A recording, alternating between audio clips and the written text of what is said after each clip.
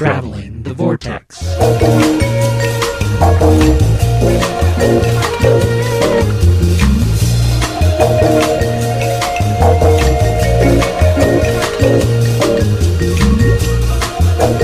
We've joined the Doctor as he travels the Vortex and landed episode number 195. I went for minimalist and came out with massive eyebrows. I'm Keith. I don't think that's how that goes. It isn't how it goes. But I'm the leader. I have the eyebrows. I'm Shaun. I'm Glenn. I actually like the line better the way he did it, though. It was a good line that way. I love that. I had to rewind it to catch it. I went for minimalist and I ended up with magician. There were some really great lines in this one, too. Oh, there were. We'll get there. How are you guys? Good. Did I say I'm Glenn? I am Glenn. I'm Shaun. I'm Keith. Good night, everybody. Wait.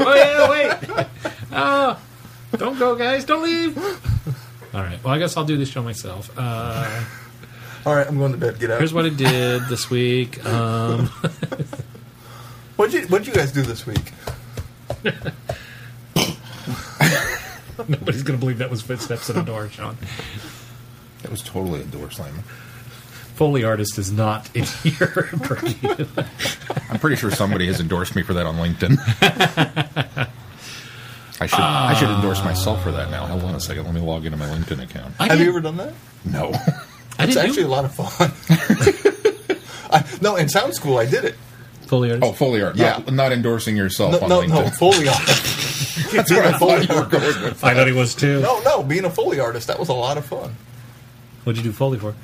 We created an audio track, like dub dialogue and everything for this like short 5-minute film. Huh. And created sound effects for fighting and running and stuff. It was really cool. I had the DVD or VHS somewhere.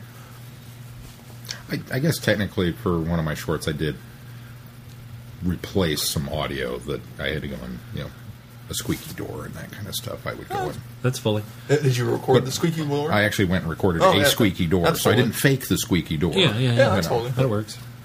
Well, then, I did. I've always thought I could be a good Foley artist. I just... Where do you go? You gotta go to Hollywood to do that. Yeah. It's not like there's a Big need Finish, for hey. Foley artists in Topeka, Kansas.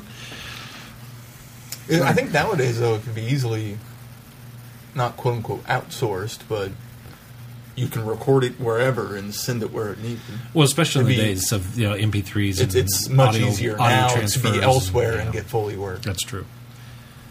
Enough about Foley.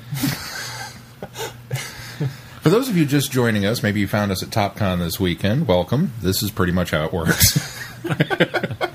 We are a Doctor Less Who Foley podcast. and more folly. We are a Doctor Who podcast. We'll get around to it eventually. If you wait around long enough, we might hit your other fandoms. What did I do this week? There really wasn't much this week, and I'm going to skip over what I did yesterday because Shaun and I will talk a little bit about it later. But today, earlier in the week, my son, I told him on the way to school, I said, we need to go get haircuts this weekend. And so he said, yeah, that's a good idea.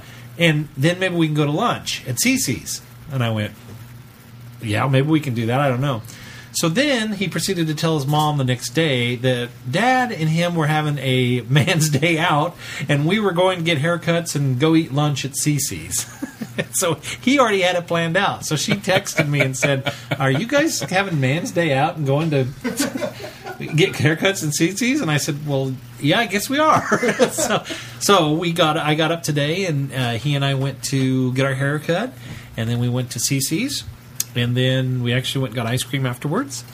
And then we got home, and apparently it was still Man's Day because Mason says, Dad, you want to play some Minecraft with me? And I sure, why not? So we played Minecraft for about an hour or so. And so that was Man Day. So that's nice. We hung out together. Dad and son hung out together. So that was a lot of fun. That was it. We finally got around to watching Doctor Who because we were so busy yesterday and then so busy again today that managed to get it watched this evening with the family, so that was it. Not a lot during the week. Just lots of work. Shaun, did you do anything besides Top Gun? I worked a lot. I went to school a lot. Did get a movie in. We watched Monsters this week. What'd you think? I enjoyed it. Mel and Billy did not. They were kind of can see mad that. on it, and I think it was, monsters. Ooh, okay, because there's going to be monsters. But you don't really see them. You've seen Godzilla, right? You've seen monsters or not? I have not seen Monsters, but I know of it. I know about it. Literally, Godzilla is almost a shot-for-shot remake of Monsters with more effects. It's kind of see that. the same plot pacing beats. Well, and isn't then the guy here's that the thing. Godzilla, Yeah, the it's same the same director. It's the same director. But here's the thing. I'm flabbergasted there's as much monsters in Monsters as there actually is. Especially considering the budget. It's a $4 million film. And it looks, I don't know, 25 million easy was spent on this thing. Yeah.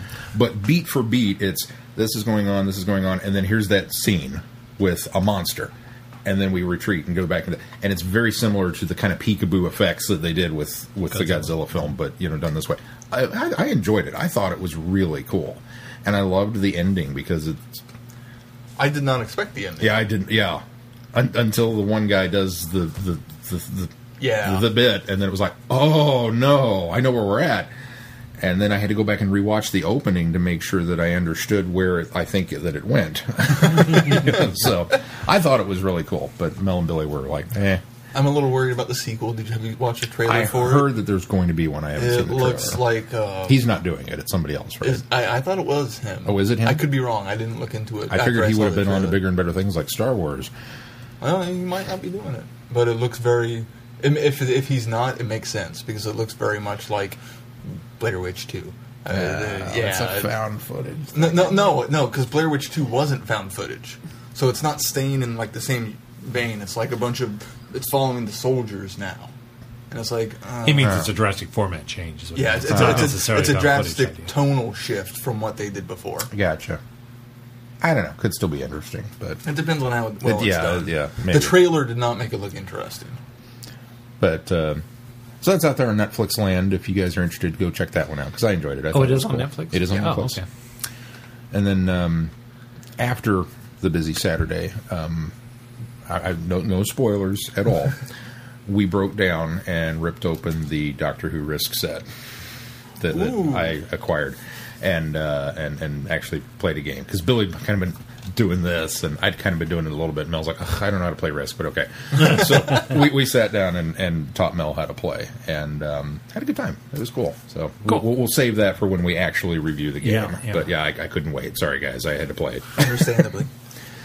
And then a really long, cruddy day at work today. So, but yeah, I did watch Colony in Space this week. By the way, I just got curious because I'd heard such great things about it. That's the Doctor, the Pertwee one. Mm-hmm. Doctor Who Colony in Space. That's one we haven't gotten to. We haven't, so We have I'm not not going to reviewed that review one it. But it was quite enjoyable. There's some things about it that I knew going into it, and then there were things about it that I didn't know going into it. And I will say it's probably one I'll own. Oh, Yeah. wow. Well, wait. You're going to own all of them. Well, yeah, but I mean, it's one that I'll own soon. Okay. Let's put that that way. Yeah, you're right. I'm going to own all of them one day, but it's one that I would own soon. It jumped up my list of to buys. Ah, nice. Okay. Let's see. Started Buffy Season 4 in Angel. So that's not very far into that. Watched Oblivion. Oh, yeah. I remembered your review being favorable of it, and me still being kind of meh. Remind me It's the Tom Cruise. Oh, right. Not Edge of Tomorrow. Yeah. Okay. I know what you're talking about. Did you hear that they've kind of officially backed off the title now? Oh, yeah. They rebranded on the DVDs. I'm sorry. That was the most genius marketing move ever. But you're not allowed to do that. I'm sorry. You're not allowed to do, what is it, live, die, repeat, and then colon, Edge of Tomorrow. No, I'm sorry. If you screw it up the first time, you don't get to change it. But it wasn't. I acknowledge it's a genius piece of marketing. Maybe if it were the reverse, Edge of Tomorrow, colon, I could accept it a bit more of the after the fact. Because look at A New Hope. It didn't have that initially. But that's the problem. Edge of Tomorrow is the meaningless part of the title. That should be the subtitle because it's you know. It depends on if they want to franchise it. The film should have been called Live, Die, Repeat right off the bat. Anyway, I'm sorry, go ahead. I was thoroughly impressed by Oblivion. It started out, I was like, okay, this is kind of what I expected. And I thought I had figured it out. Well, Glenn wandered off, so I guess spoilers? Spoilers if you haven't seen it. Okay, so I kind of suspected the idea that, obviously from the trailers we knew humans were still around. I kind of suspected, that's what these aliens are. But I did not fully expect the wife and the clone reveal. Wow. Yeah. What impressed me is watching the bonus features, I couldn't put my finger on what it felt like. And the director, who did Tron Legacy, said he wanted to write and make a film that was what inspired him to make films. 70s sci-fi films. And I'm like, yes. And he named off a couple that I can't remember which ones. But yes, that was exactly what it was. It felt a lot like Soylent Green or Silent Running or that kind of stuff. My only qualm with that movie is that darn opening dialogue. The voiceover at the beginning, I think, is completely unnecessary. Especially when it repeats itself at the dinner scene. It just... I had that issue with it, too.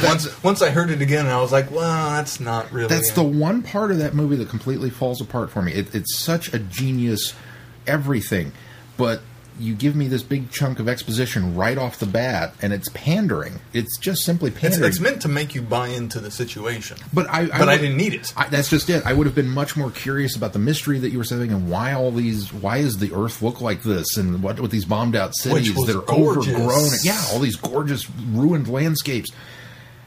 I would have been curious, but you told me everything right up front, so I'm like, oh. That makes me wonder if that was partially studio involvement. I really think it had to be studio involvement. We need something, because it almost sounds shot like they just lifted the script and copied it over. Yeah. And they didn't even change it. So that was really good. I don't know if I'd own it, but I'd highly recommend it. Because I don't know how much rewatchability it has. And then we went up to South Dakota this weekend for my uncle-in-law's 70th surprise birthday party. So it was a surprise birthday party? It was a surprise birthday party, yeah. We took off Saturday morning, bright and early. Me, Sarah, Mike, Sarah's brother, and our nephew, Audie. So traveling 5.5 to 6 hours with a 5-year-old. It been there, done that. Surprisingly went really well. Considering Audie can be kind of hyperactive sometimes. Especially for whatever reason when I'm around, because I'm his play buddy. So, but he was really well behaved. We had it. Mike brought his laptop. I brought Star Wars, and he was good to go. He got, in this order: Attack of the Clones, Revenge of the Sith, and Phantom Menace watched on the way up and down, and then started A New Hope on.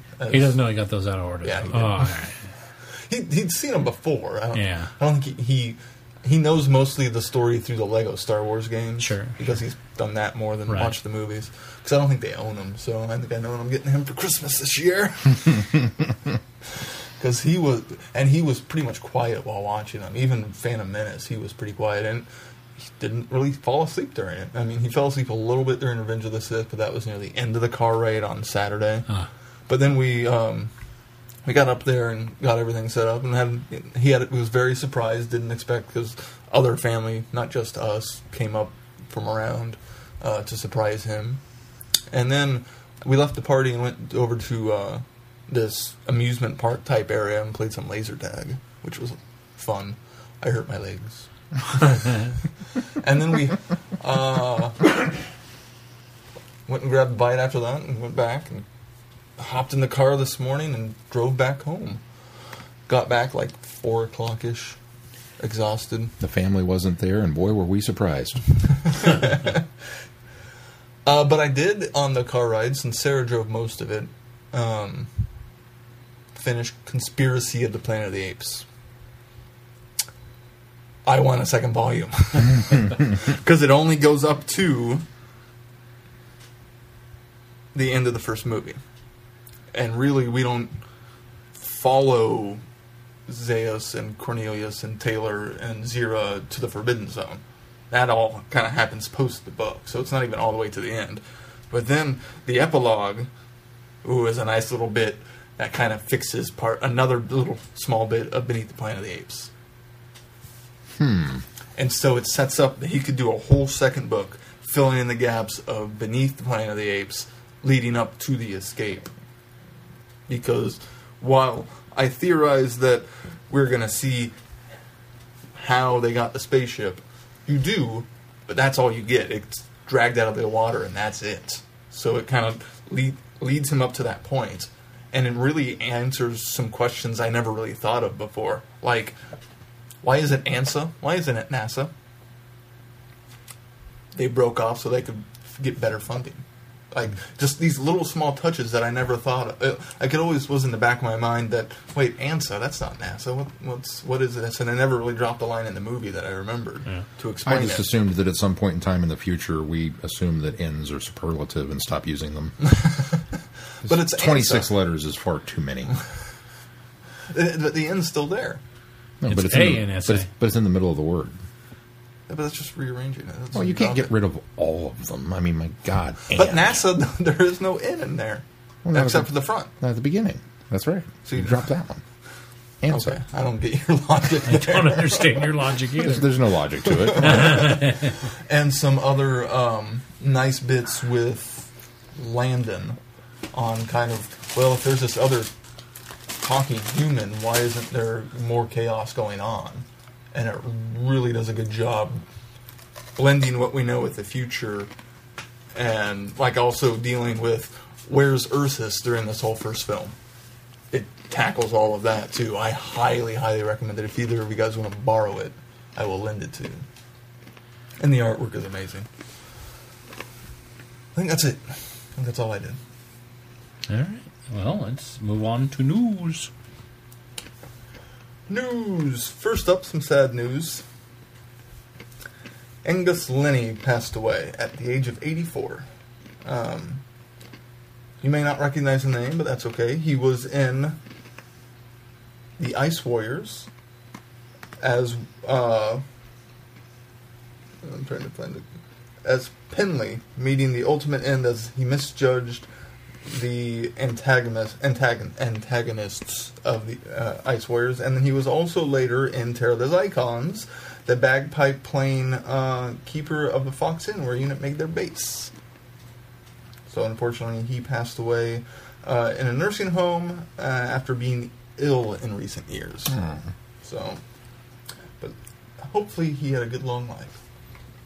I wonder if bagpipes were played at his funeral. I'd hope so. On to a bit happier news. Doctor Who, yet again, has earned top spot at the U.S. box office. It's becoming habit. One day and one day only. That's all that it takes. This is for This is for Deep Breath. The deep breath. This is for its Deep Breath Monday showing. Broke box office records on to the 25th of August.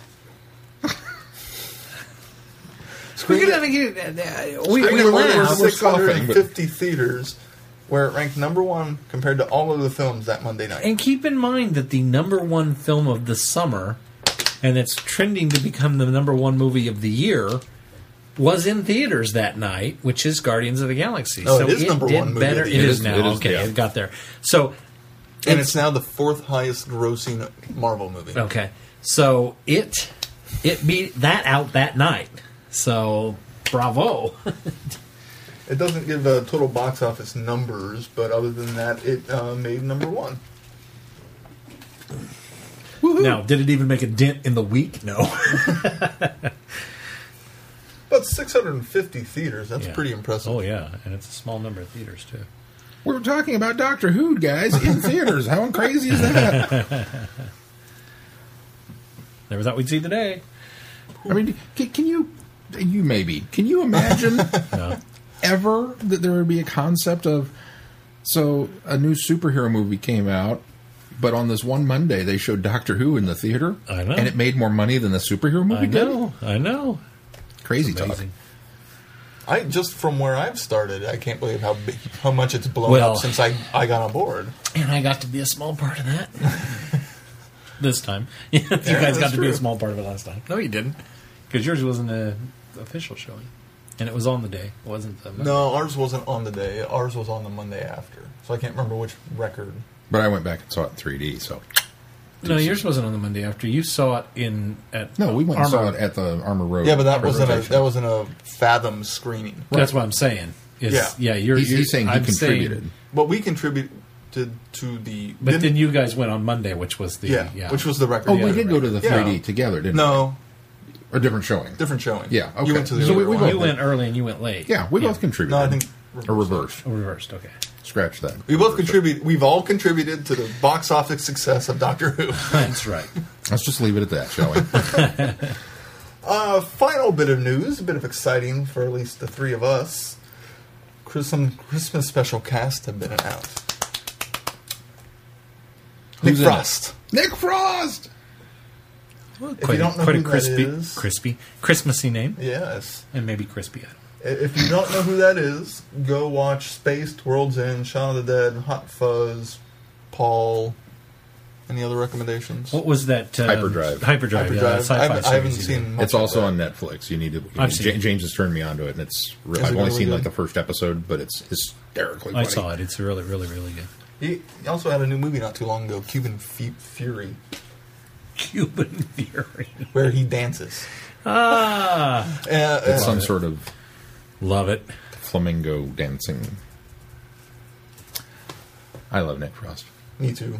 Hopefully, he gets a better role than Sean And Pegg did. Sean Pegg? Sean Pegg. Simon Pegg. Yeah, that Simon guy. He's Sean. I liked Simon Pegg in it. I thought he had a great role. He was. Oh, I loved it. He knocked it out of the park. He was he so did a great good. job. He was. Could he have had a bigger, No. more important role? No, his role was the most important. For that episode. Allow me to Yes. allow me to rephrase my misgivings. I hope he gets a better episode. Oh, see, I didn't mind that episode either. I don't like the long Yeah. game. It's okay. Oh, yeah. It's not one of my tops for that season, but I thought it was a good episode, and I thoroughly enjoyed Simon Pegg. in it. I feel like Simon Pegg was wasted as the editor behind the Jagger. No, Press. here's why I don't think so, and the reason being is because he so could have been put into a Simon Pegg role, and that's what they didn't do with They him. did And I break- loved they that. broke They broke stereotype. No, I don't have a broke problem with that. stereotype. I love the fact that they broke. But they could have stereotype. also done much more That with him let Simon while still Pegg, breaking. that let the Simon mold. Pegg just kind of be able to branch out and do something different, and I love that. And that was the first thing that I had seen Simon Pegg in, other than those typical Simon Pegg roles. So no, I No, disagree. I didn't want to see him do the Simon Pegg shtick. He was I the just best wanted part to of see that. him. He was the best part of that episode. Agreed. He was the best In part fact, of the episode. that's probably why I liked the episode because of his performance in it. I just wish it was a better episode. The Jaggerfest is eh. Also in the episode, Michael Troughton, son of Patrick Troughton, One of the sons. one of the sons. Now, is Michael the one that's been in this before? I think or David's not? the one that's David's the one. Michael's yeah. the writer.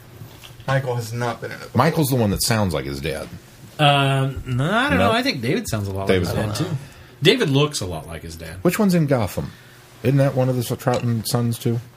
He's in Gotham. No, that's Pertwee's son. Pertwee's son. Sean Pertwee. Sean Pertwee is in Gotham. Okay.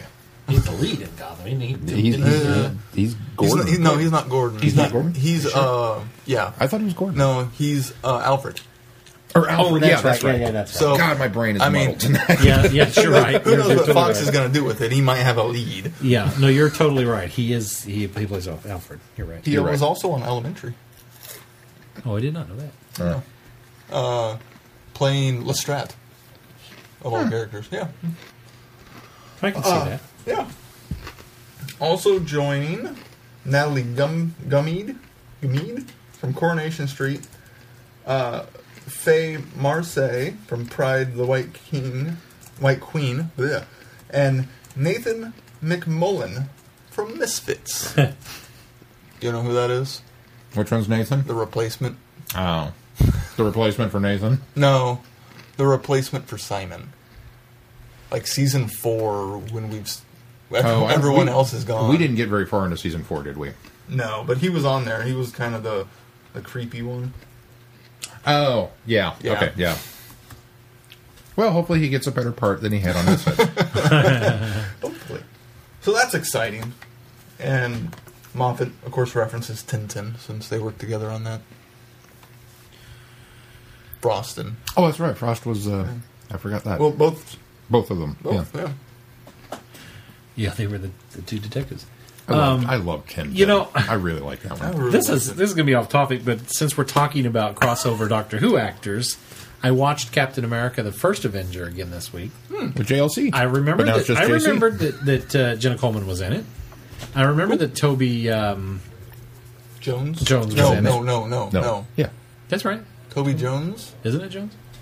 Toby I Jones. knew that Toby Jones was in it. I knew that... who's the other crossover? Yeah, I don't know why... Tommy Lee Jones? No. There's another one. Okay, but I'll go to the new one that I totally forgot was in it. David... Ventures in Time Space, Filch, Solomon... Bradley. David Bradley is in it. David Bradley was in it? He's in Captain America? He's the watchtower, or he's the watchtower keeper, where the Skull and what's Toby Jones's character's name? Zorloff. Zorloff. When they crash through and they come in and they go in, and they find he's the one that's protecting the thing. He's the old guy there. Oh, Yeah, totally David Bradley. I was watching this and I'm going, that's not. It is David Bradley. Really? Yeah. And I don't know why for the life of me I can't remember the other ones because it's somebody obvious, but now I can't think of who it is. I can't think of the other one either. Maybe it'll come to me. But Keith yeah, there's Imdaba. at least four. Interesting. On there. Yeah, crazy, I huh? can definitely confirm. Crazy, huh? David Bradley. Well, I knew it was David Bradley as soon as I saw him. I just didn't realize it the first time I'd watched it. This just in. Glenn's first not few crazy. At least on this. Yeah, David Bradley. I think... You're not thinking of Natalie Dormer, are you? No, I don't believe I'm thinking of Natalie Dormer. Is that another one? She's not on... No, that's a Game of Thrones crossover. Oh, yeah. She's the one that Max on Captain America Yeah. makes I do what's-her-face remember jealous. Shoot. No, there's another one. Interesting. I didn't know David Bradley. Richard Armitage hasn't been on it, right? You know who should be on Doctor Who, though, while we're talking about Captain America? Hugo. Yeah. Oh, yeah. Let's get Hugo Weaving on Yeah. Doctor Who. Oh. I'm not sure we're going to get him back for Captain America if they do return the character. Why? Oh, I've been reading about how he was he did not enjoy his time on making Captain America. Really? That's too bad. Yeah. Oh. He's such a cool guy. He is, and he did a phenomenal job as Red Skull. But, sorry, I derailed us to talk about that, and yeah, totally excited. If you know who that fourth one is. Yeah, because I counted 4 that night because I was like, oh, well, there's this, and now this. So, I don't know. That's it for news, though. irrelevant. Huh? Irrelevant. Irrelevant. All right, well, let's move on then to feedback. Oh, wait, no. Sorry, one more bit of news. Oh, wait, yes, no. And I'm jumping way ahead. There are been some con announcements, guest announcements for Doctor Who cons. There have been. You want to take the first one? Sure, because I'll stop looking up Doctor Who actors in Captain America, which does pop up if you type it into Google. Interestingly enough, it doesn't give you any results, but it's one of the things. First, Galley. Well, maybe we should do the other way around. We should Since Chicago do TARDIS Chicago is coming TARDIS first, since it's coming up first. up, they have added Noel Clarke. Yay. Tonight, get the new Who trifecta of Billy, Noel, and Camille. Or Mickey, Rose, and Jackie. Yeah. For those of you that are. So that's And cool. that's in addition Well, to the classic and Who. Ricky. And Ricky. And Ricky. And that's in addition to the classic trifecta of Frasier, Wendy, and Deborah. Or Jamie, Zoe, and Victoria. there you go. I don't want them to feel like Although they're Zoe only their characters. and Victoria were never together, so Yeah, that's true. that's kind of a A stretch. 1 degree of separation. Who wasn't? Victoria and Zoe were never together. It was Zoe Right, and Jamie yeah, okay. and Zoe and Victoria. Yeah. Never. I thought maybe I tripped you up on the 5 Doctors, but then my brain reset and went, nope. Because it's Jamie and Zoe that Jamie and shows up. Zoe there as well, Yeah. yeah. And then Gallifrey 1, the Doctor Convention in L.A. in February next year.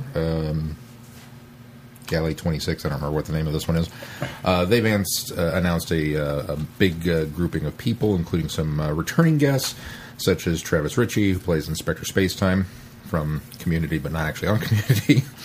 Morgan Shepherd, who played Canton Sr. Well, no, he's not Canton Sr. He's Morgan Shepherd. He's just Canton. He's just Canton, older. but he's old Canton. He's old Canton. Nick Briggs, of course, voice of the Daleks and the Cybermen. And the big one, I think, is Gemma Redgrave, who just recently starred as Kate Lethbridge Stewart in the 50th anniversary special Day of the Doctor and has come back several times. So, yay. Well, she hadn't been back yet since the 50th, but... well, I guess she started in Power of the Three and then came back. Yeah. She's had 2 appearances. So. She's had 2. That's several. Where's Gary? So, since we're talking about cons, we're going to transition to TopCon. TopCon. Well, this weekend... Not the official theme song. This weekend, Shaun and I attended TopCon. I think it's Topeka's first major comic book convention. In a very long time, anyway. In a very long time, anyway. Well, there hasn't been one since I've been here, so... I've been here 20 years, so...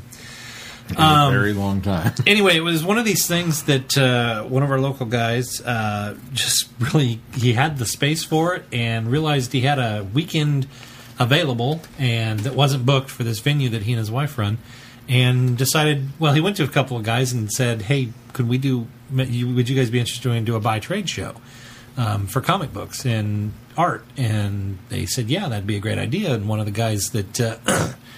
was one of the vendors who owns Oddfellow Books. He said, well, why don't you get the gaming community involved? And so they got involved and thought it was a great idea. And then it just kind of snowballed into this, basically a science fiction convention that had lots of sellers and buyers and trading. And they had some presentations. They had gamers there. Washburn had the gaming club there, running demos and showing games. They had the big draw, or the big name, I suppose, was, and I don't know how many people actually do know this guy, like in our realms, but the Enigma, who does a one-man geek sideshow act. I think one of his things is he kisses a running chainsaw in his act. But he's also very tattooed, and he's done some body manipulation with horns and things like that. And he really likes the one with the jigsaw. He does. Puzzle, he has jigsaw puzzle. Blue jigsaw. And the place that people might actually be familiar with is he was in the episode. The episode escapes my name, but he was in an X-Files episode with the sideshow carnival guys. And he actually played... Now, here's a stretch. He played a character called the Conundrum. So, that is a stretch. So he has been in that. I think he's done some other small parts, but he's really known for... Humbug. Humbug, yes. But he's really kind of known for how his... the mind has slipped. Years ago, that would have been right. Yeah, absolutely. I thought the same thing. Like being able to recall Doctor Who titles. I could have pulled that out of the ether, but no, I had to look it up. So he was there as a special guest of the con. The other special guest was the Iron Brothers of Topeka, and some people may actually be familiar with these guys. They go by IBOT, which is the acronym for it, and they actually build these really incredible Iron Man costumes. They've got Iron Man, Iron Patriot. This time it was War Machine. Well, this time it was Iron America. They actually changed the costume a bit. Oh. It's Iron America now. the shield. And then they've Rescue, right? Rescue. They had Rescue, and they had. But you don't see that one very often. And then there was a Black Widow, and there was Stan Lee look-alike. Which, my gosh, the guy really looked like Stan. If I understand this correctly, and I could be wrong, but I think that's their dad. I think so. I think it's a whole family thing. Well, yeah, and they kept trying to find a way to and finally because he wanted in on it, and they said, "Why don't you dress Stan Lee?" And he's been at several of the events, including Planet Comic Con, and where he comes dressed in the running type suit with the little members only jacket and shows up, and he's got the Stan Lee look, and he always poses in front of them with this, and it's uncanny how much he looks like Stan Lee. Anyway, the Iron Brothers, they've recently won Denver Comic Con. They won Best Costume, I believe, was the most recent. I think is the most recent one that I was talking to their mom. And I thought Denver was before Chicago. Oh, maybe WizardCon, because WizardCon was just they won at last month. WizardCon. Okay, maybe it was. I thought I got the impression talking to her that Denver was more recent, but I may be wrong. Well, Anyway, the but Captain America, maybe that's what it is. The Captain America one, or not Captain America, but one of the Iron Man suits won in Denver. Okay, maybe that's what I'm thinking. And then of. they built a similar Cylon robot from Battlestar. Yes, the original Battlestar that's Galactica. the one. That's the yeah. one that won in Chicago. Yes, you're absolutely right. It was the Iron Man costume, and then they've obviously built this wonderful Cylon warrior, which Shaun and I have pictures up on our Facebooks. We'll get something. I have maybe a few. on the I haven't got all of I've mine got a uploaded few yet. shared over to Traveling Vortex, so some people have seen some of those. But anyway, the phenomenal cosplaying family, and they really do a nice job. And then, just a lot of fun just hanging out. We talked with a lot of people, met a lot of people, did a lot of networking. Red Dalek was there. Red Dalek was there, yeah. No, can't forget that. And who won the costume contest. Yeah, that's right. So congrats, Red Dalek, friend of the show, Red Dalek. That's right. Can Daleks be friends of the show? Yeah. But Can only if Daleks they be friends? I guess if its name is Rusty. That's what he needs to change his name to, Rusty. Oh, speaking of, real quick, I forgot one of the things that I did this week. I am down to one character that I need to drop in Season 6 of Legacy. And I even moved forward a little bit in 5. I got all the way up to... I got Tasha Lim, and I got whoever the next person was, and whoever the next person was. It's so memorable. I haven't played exactly who they were. I haven't played with them yet. The one guy's from Beast Below. Smiler? No, it's not the Smiler, but it's the other Oh, guy. because that's much that later. guy. Yeah, see? Nobody knows who I don't his name remember anybody else from other than Liz 10. Oh, from yeah. Beast Below. At least Liz 10. That was the Oh, other that's who who it it is? is. Oh, okay. No, there's a guy from Is there? Beast Below. He's got gray hair and... Oh, yeah. He's like the Smiler operator or Yeah, something. that guy. Oh, okay. I don't know. Anyway, but yeah, I'm down. The only person now that I don't have is Churchill from Season 6. I've unlocked Old Canton, and I unlocked all those ones you were struggling with. all those ones I've and been had all the struggling with trouble forever and ever and ever. And I finally unlocked them. And I was so happy. Anyway, so that was TopCon. Sounds like there was quite the turnout, too. Yes, they did. In They had fact, a good turnout. I think we heard at about 5 o'clock there had been 600 people through, which is great for the small venue that we had. And they're already talking about a 3-day event next year at one of the local I'm really looking forward to hotels. next year. So I'm hoping it's going to be around the same time so I can plan accordingly. that sounds like the plan. Also, it doesn't conflict with like Planet Comic Con. Oh, yeah. It's a great downtime for the region It really is. as far as cons. especially since ConX isn't Yeah, getting on unfortunately. back on. And it's just like a month after Crypticon. Yeah. Well, and let's see, Smallville's in June. Yeah. British Fest will be in June again. Yes. Yeah. So. Cool. Yeah, at least it's not in the early part of the year because there's like a con a week going. We went to one a month, I think, last beginning part of this year. But no, we had a good time, and I think the people that went obviously had a good time. And that was the really cool thing about it is just the fact that, it was an affordable cost, it was a smaller con, but that, there really was a lot of variety, a lot of different stuff to do and see. And I think it proved beyond a shadow of a doubt that there's demand for it and here in Topeka that, they can pull it off. And to have 600 people filtered through by the 5 o'clock hour, that's really...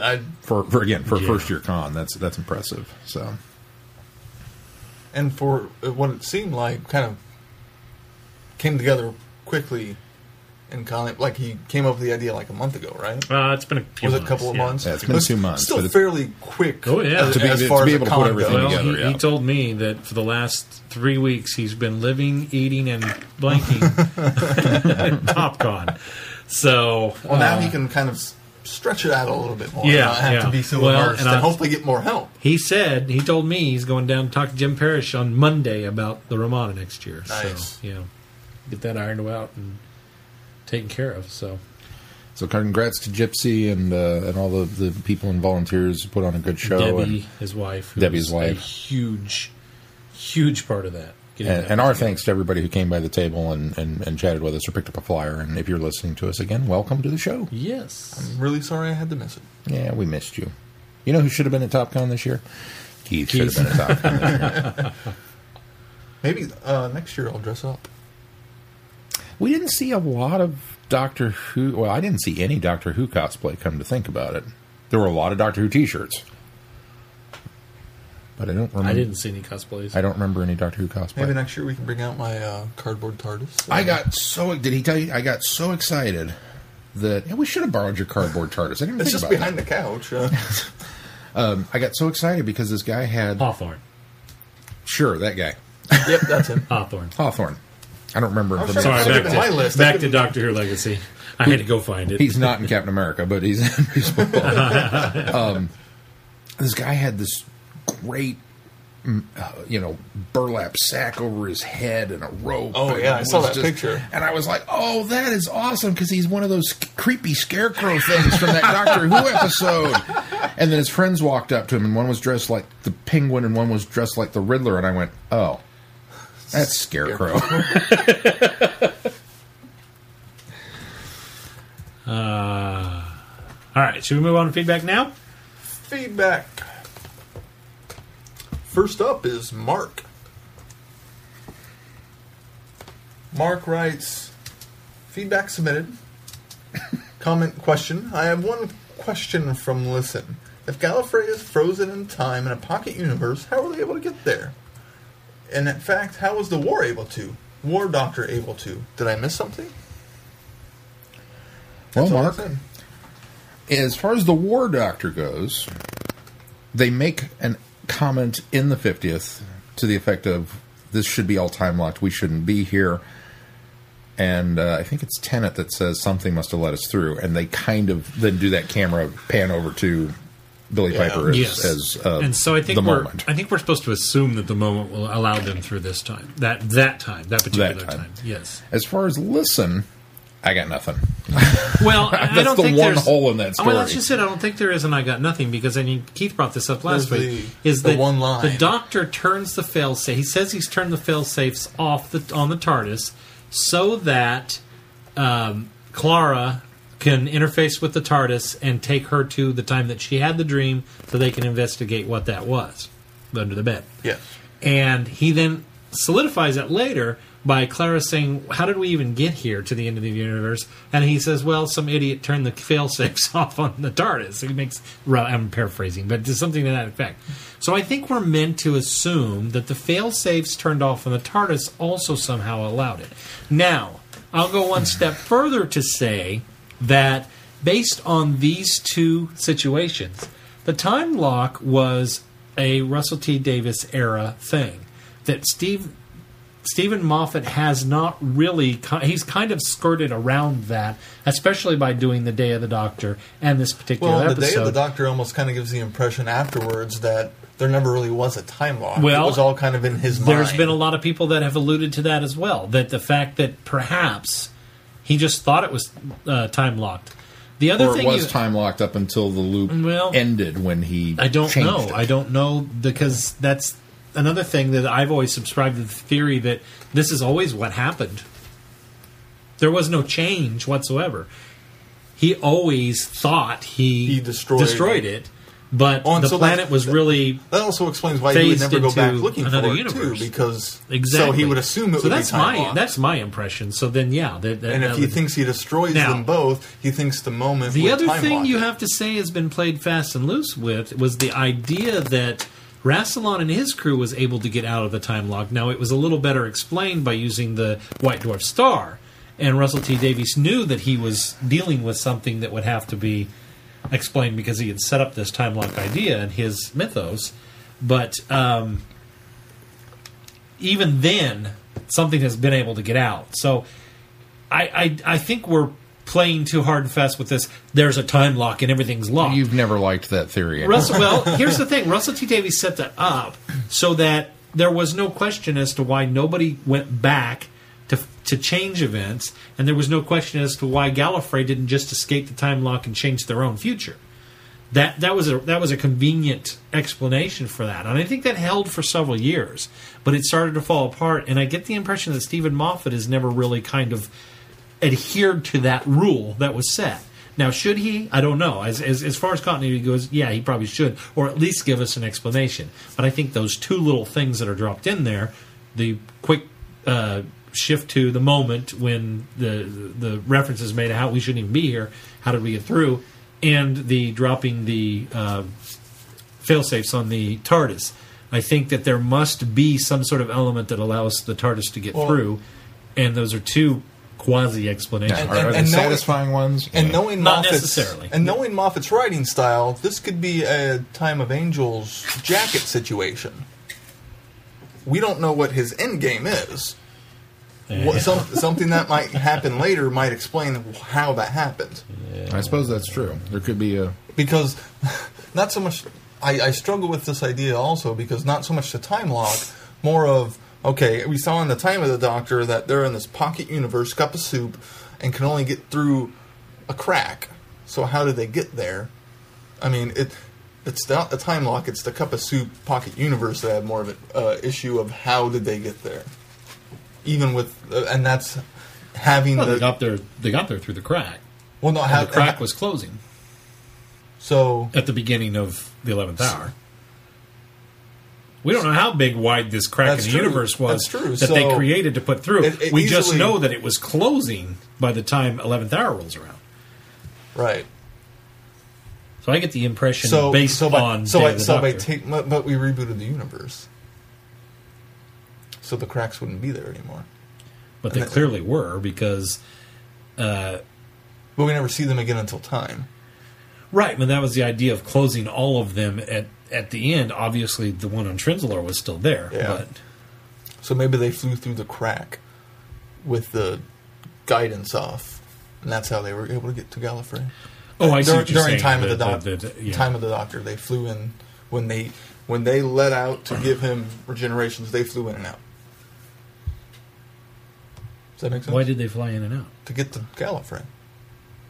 I guess they could have gone to a crack. But earlier. I get the impression that Gallifrey, it would have been before they put the Gallifrey in the pocket universe. We're talking about when we went...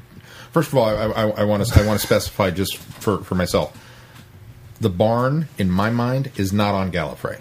That's another explanation. I think it's probably a moon of Gallifrey or somewhere close by, because if the Doctor's going to set this weapon off and destroy all of the Daleks and all of the time, he's not going to be on the planet when it happens. I almost got the impression he's willing to sacrifice himself because he goes in there. No. But let's just say that the events of the Day of the Doctor didn't happen. And let's just say that for the better sake, let's go to Sean's point where it changed the past.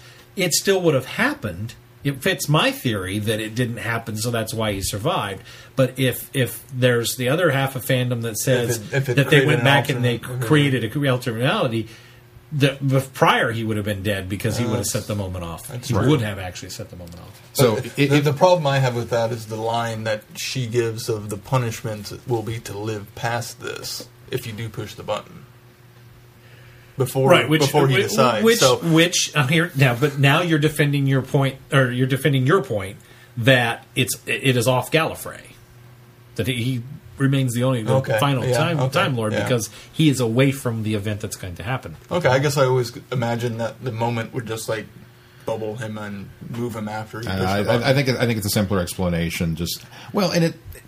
For me, that is an explanation. I'll give you that. It's an explanation. I think it's simpler to say that it's not there. Much to it because they kind of solve that issue later. When he's walking across the desert and that huge planet is kind of hanging in the sky overhead, I just kind of assume because visually the weight of the decision and the other thing. Gallifrey and it's there and it's weighing on him and all that kind of stuff, and they kind of make these like they're constantly looking up as if it's there. I don't know. That is another that's theory just how I took it. that the barn is actually that the doctor didn't actually originally live on Gallifrey. That he lived on this moon or other planet. And maybe that's where he grew up, and then to get to And then, had to go to the academy. and I'm fine with that. Now, fixes it still a lot. doesn't necessarily solve the time lock issue because David Tennant says these events should be time locked. So by going back, they shouldn't. They still shouldn't be able to Well, get but in there. the moment is time locked. But Right. see, I guess Yeah. anything in the Doctor's Now, past would be time locked as well. You're talking about flying through the crack to get to Gallifrey. You're talking about them doing it in Listen, but going through the crack from Time of the Doctor. yeah. Okay. But if we've But that can't happen because this I'll is just the confuse Doctor's myself. past. Since it's the past, I don't think that Yeah. necessarily I just don't think applies. that does I don't think you apply. need to mess with the I crack see where at you're that point. going. I'm just saying But- to get to Gallifrey spatially. Spatially, They would yes, have an but issue. There's time wise. I mean, you're saying that's how you get through the time lock is by going through there, and then you can go into the Doctor's past. I think that's too complicated of an explanation. I'm Unfortunately, all confused therein lies the problem. Wibbly wobbly time. Well, therein lies the problem is that Moffat hasn't adequately addressed it. So I think at this point we have to make some presumptions. Keith, I think, is confident, or at least slightly I'm confident, in the fairly fact confident that he in might answer the question. I think he will. Now, will he do it to the justice that we want, like the crack? I never give Moffat a lot of credit for doing that until he actually does it, and he has done that. But How many times has he? But that's just it. He also has left a few plot threads. Although Then he did it again this week. the woman in the shop that gave him the number, I thought we were going to leave that alone until it was brought back up today or this week. So. Well, they brought it up several times this season.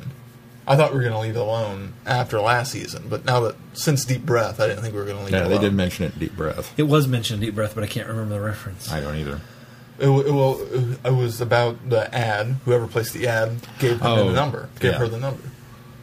They had that conversation in the booth once they figured out. I thought he said maybe it's the person that. Yeah. Okay. Yeah. Well, I don't think they pinned it down. I don't think they pinned it personally, down. I still think I thought I got that from fandom saying, "Hey, I wonder if the person who plays the ad." I got the impression. But it I think it was in there that they presumed that it was the same person.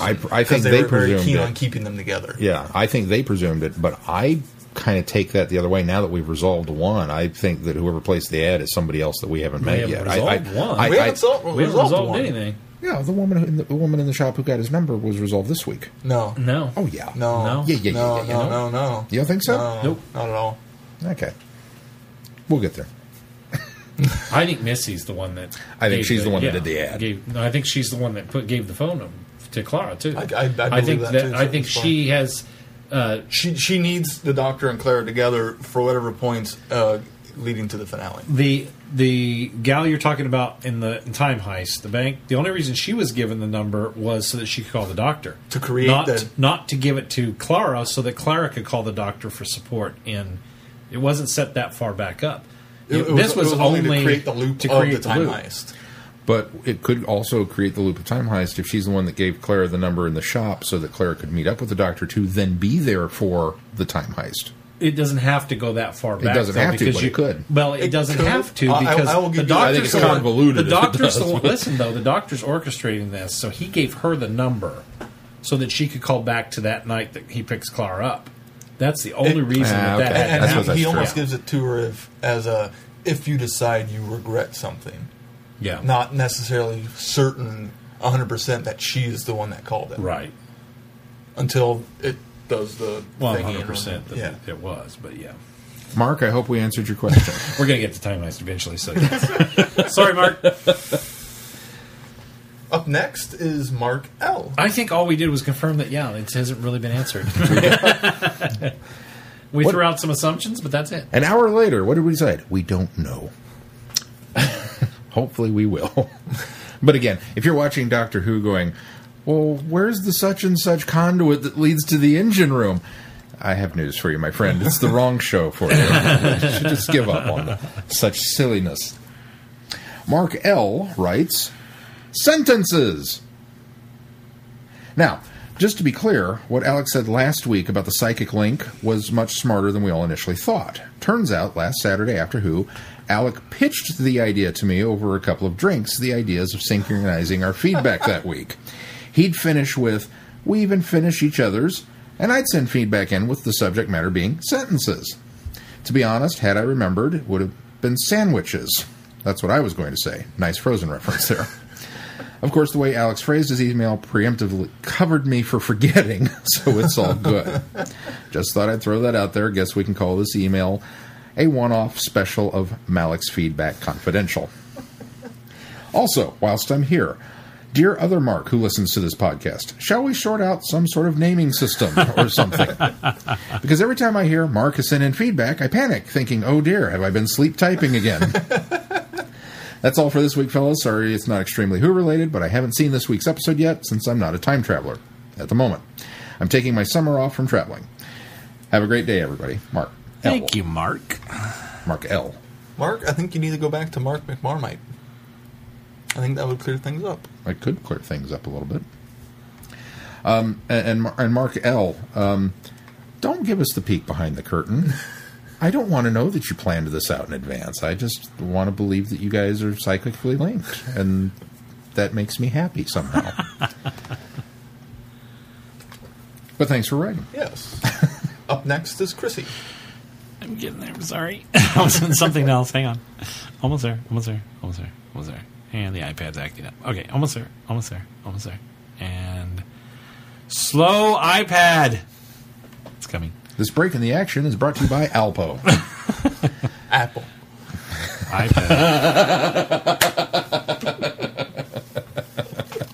Is your iPad slow?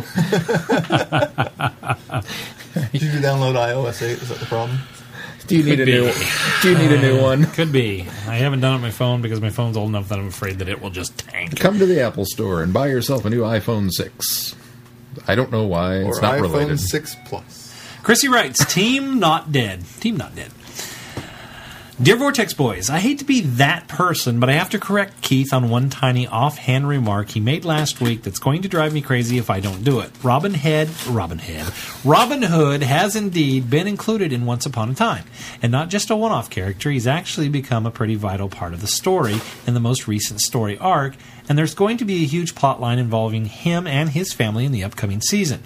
No spoilers, though I think we Five-ish Fangirls are going to be discussing it in our next podcast, which may or may not be up by the time your podcast goes out. Anyway, yes, Robin Hood is in Once Upon a Time, and just as a matter of interest for you three, maybe,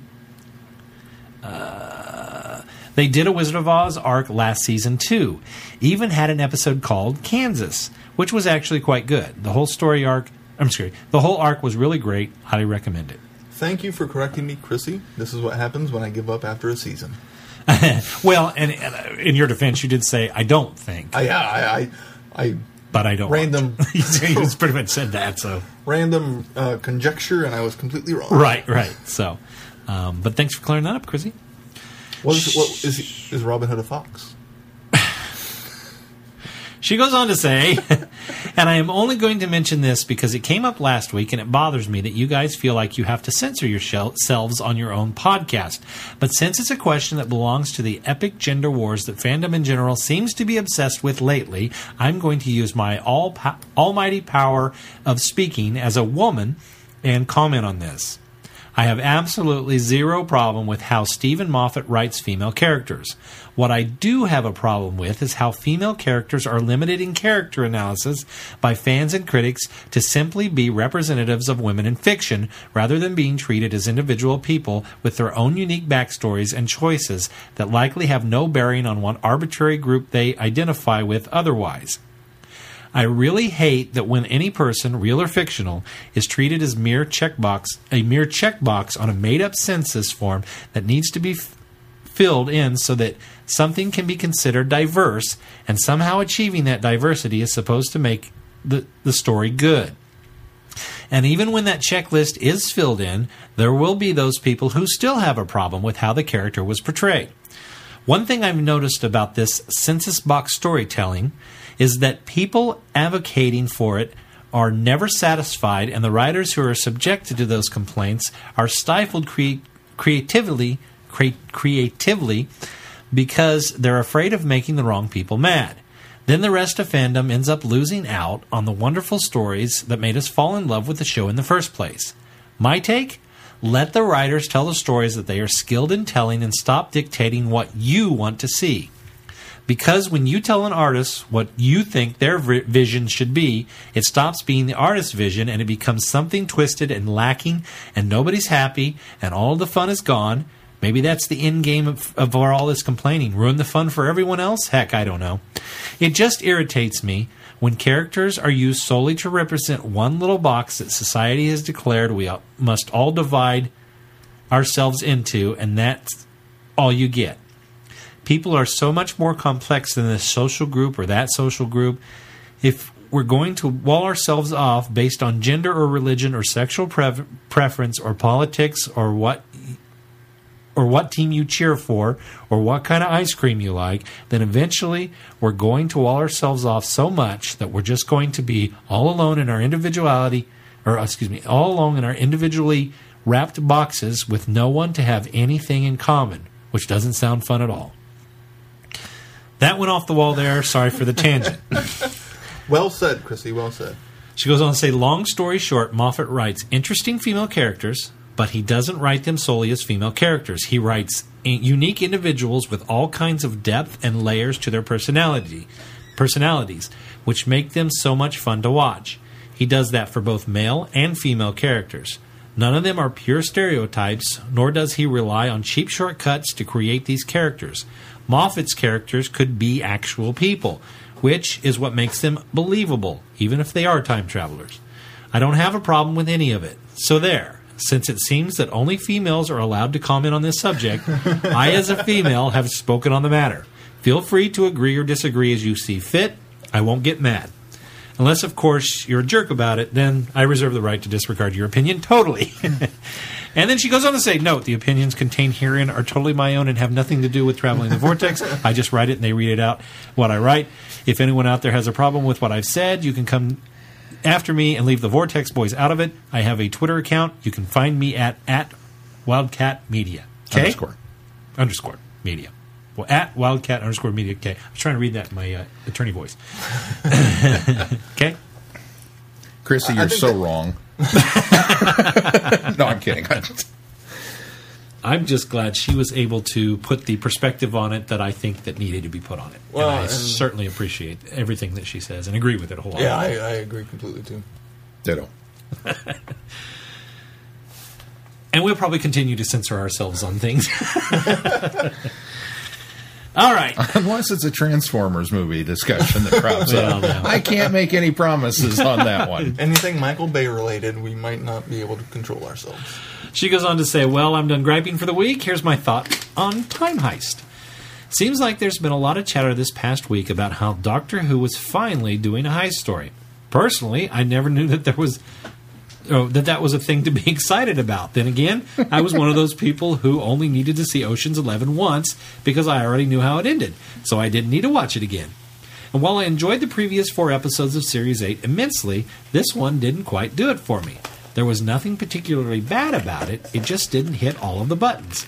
It falls into the category of middling episodes. I didn't hate it, but it's not one that I'm going to be in a hurry to rewatch.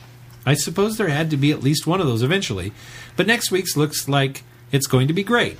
The Doctor working in a school and finds out about Clara and Danny? Oh yes, bring me all of that. Anyway, that's it for me, and I hope I didn't bring too much trouble to you 3 with my comments from this feedback, but it needed to be said. Until next week, Chrissy. Thank you, Chrissy. Thank you, Chrissy. And yeah, well, we'll get to the Time Heist thing. This is the first bit of feedback now that we've read on Time Heist, a review for Time Heist, and I don't know what I was about to say about that. How could you not like this episode? No, she said she liked it. It was fine. I'm more confused by I've only seen Ocean's 11 once. That, to me, is a... Which, are we talking the original Ocean's 11? I've only seen all of them once. I think I might have caught. I've caught pieces of them. I've caught pieces of them on TV and watched a little bit of them, but I don't. I'm with her. I think this is slightly different, and I think somebody actually is going to very well illustrate in one of our next feedbacks how this is very different. But I I'm with her. Once I saw Ocean's 11 and the gimmick was over, to me, I didn't feel like I needed to watch it again. I enjoyed the performances. I enjoyed the characters, but I really never have felt this urge to have to go back and watch. Oh, it's a beautiful piece of filmmaking. There are some mysteries that I do have the urge. Ocean's 11 isn't one of them. Yeah. The Prestige. That would be Prestige. It. Yeah, I can watch that Usual over and over and over Suspects. again. Usual Suspects, yeah. Usual Suspects is another one of those ones that, in my mind, it was one of the best movies I had ever seen, and still to this day agree that it's the best movie I've ever seen. Always in my top I've 5. never gone back and watched it because I don't want to. That was it. That was the perfect moment in movie making or movie watching history for me. I don't want to go see that. Even watching it again, I never pick up anything more. It's so well crafted. But all along, I would sit there knowing exactly what it is, and I don't want that anymore. Memento is another one of those ones that I won't go back and watch again. I haven't gone back to that one. I used to own it, but I didn't watch it that much.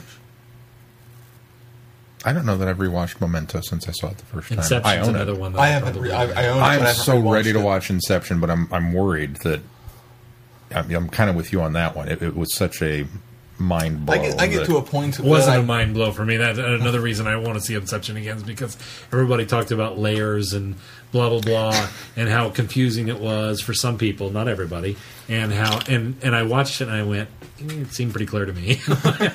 I'm done. I didn't enjoy it as much as everybody did either, but Inception's another one of those ones that I don't have to go back and watch it again. Oh, and some of them I can if I wait long enough. I don't remember everything. I remember key moments, but there's a lot of little stuff that if I go back. I did go back and it. watch The Sixth Sense one more time because I wanted to go. Wait a minute! How did I not see that he was? Spoilers! A ghost the whole time. I don't think that was one I went back and. And I did. I went back and I went. Oh. Okay, I don't have to watch it again because now why didn't I see that? For me, that was Unbreakable. Oh, I rewatch that a lot. I do too. And every time I rewatch it, I get so angry that I didn't see that coming because it's so obvious. You know, the dude wears purple suits. How could I not see this coming? Yeah, phenomenal little pieces of filmmaking there. Anyway, all right. Who's up next? Up next is Holly.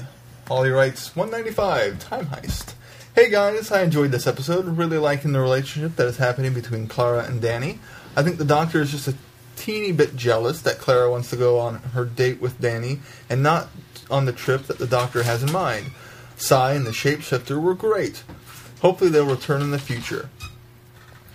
The reveal at the end of who the architect was didn't surprise me too much, though we never did find out what the Clara and the Doctor had in the vaults. I'll wrap it up here. Looking forward to hearing everyone's thoughts on this episode. Holly from Wisconsin. Thank you, Holly.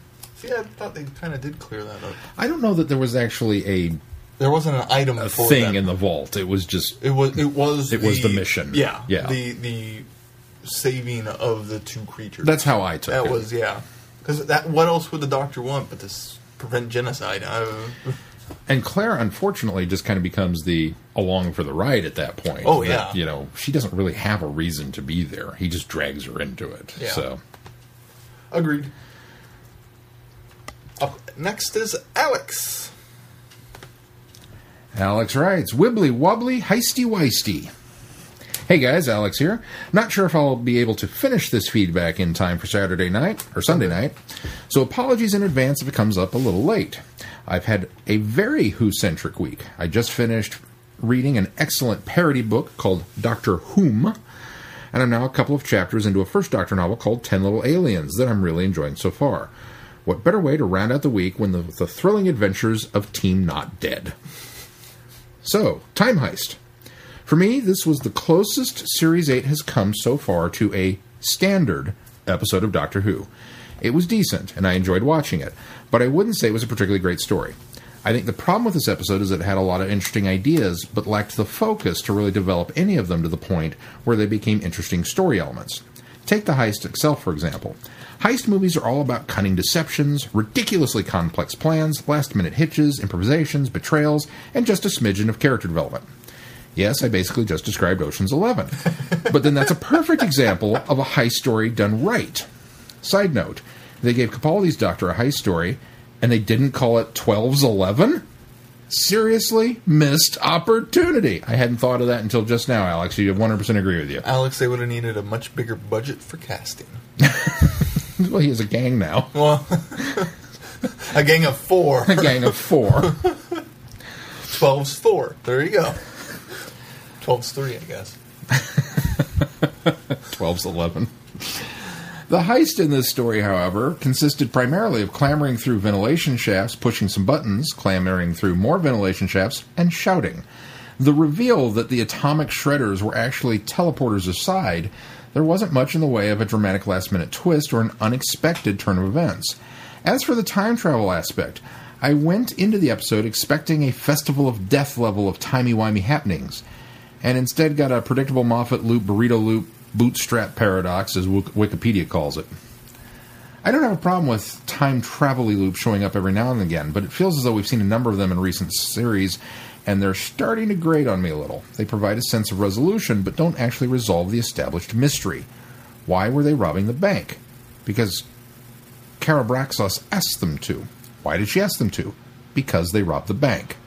It's becoming a little too convenient for writers to throw in a paradox to add a sense of mystery or circularity to an episode without them thinking about whether it benefits the story. I suppose my problem here is similar to the problems you guys were having with A Town Called Mercy. It may have the trappings of a heist story, but it felt more like a generic Who plot in a heist story setting, and that disappointed me. Speaking of Karabraxos, Keely Hawkes did an excellent job portraying both a crazy rich lady and a clone of a crazy rich lady. There wasn't much depth to either character, but she instilled her performances with an unnerving sort of charm that made the characters interesting despite there being little more than the traditional villain archetypes. The same could be said of the actors who played Sai and Sabria. It is Sabria, right? Sabria. Sabria? Sure. Who were both extremely likable in their respective roles. In fairness to Steve Thompson, this story did a much better job of characterizing its guest cast than the previous episode, Journey to the Center of the Dislikable Trio of Brothers. Hear, hear. Sai's interactions with the Doctor and Claire in particular made me wonder if it isn't time we had a professional criminal on board the TARDIS. Wouldn't that be an interesting relationship to explore? Still, their characterization was pretty much limited to a quick dialogue exchange each, just enough so that the audience would care when they got shredded. This was, I felt, another aspect of the story which could have been improved with a little more focus and a little less everything in the kitchen sinking. And then there's the Teller, an incredibly impressive creation from a practical effects standpoint, and certainly nobody could accuse it of being an anthropomorphized anything. It kind of looked like an anteater to me. Have you seen an anteater? No, I'm kidding. I was just trying to get Glenn to do a spit take, and he didn't. My jaw didn't drop. Well, okay, I'll take it. It's anthropomorphized anything, but its role in the story came at the expense of everything else. The Teller is the main threat in the episode, and we later discover it's the motivation for the heist itself. Had the villain of the episode merely been the faceless army of the bank's security force, the script would have been able to focus on the characters and on the story's namesake, the heist. Instead, we spent an awful lot of time dealing with the Teller, with what the Teller is, what it can do, how to combat it, and why it isn't actually the bad guy after all. It's a fine story, sure, but mixed in with the other elements at work in Time Heist, it never really has the chance to become anything more than the standard poor old alien working for the bad guy against its will trope that we see too often in sci-fi. To revive my earlier comparison, Ocean's 11 would have been a much worse movie had they cut out 20 minutes of the actual heist in exchange for an in-depth flashback exploring Andy Garcia's childhood. Ding. All right, so a lot of that was pretty negative. So I'll reiterate that I didn't like this story as such.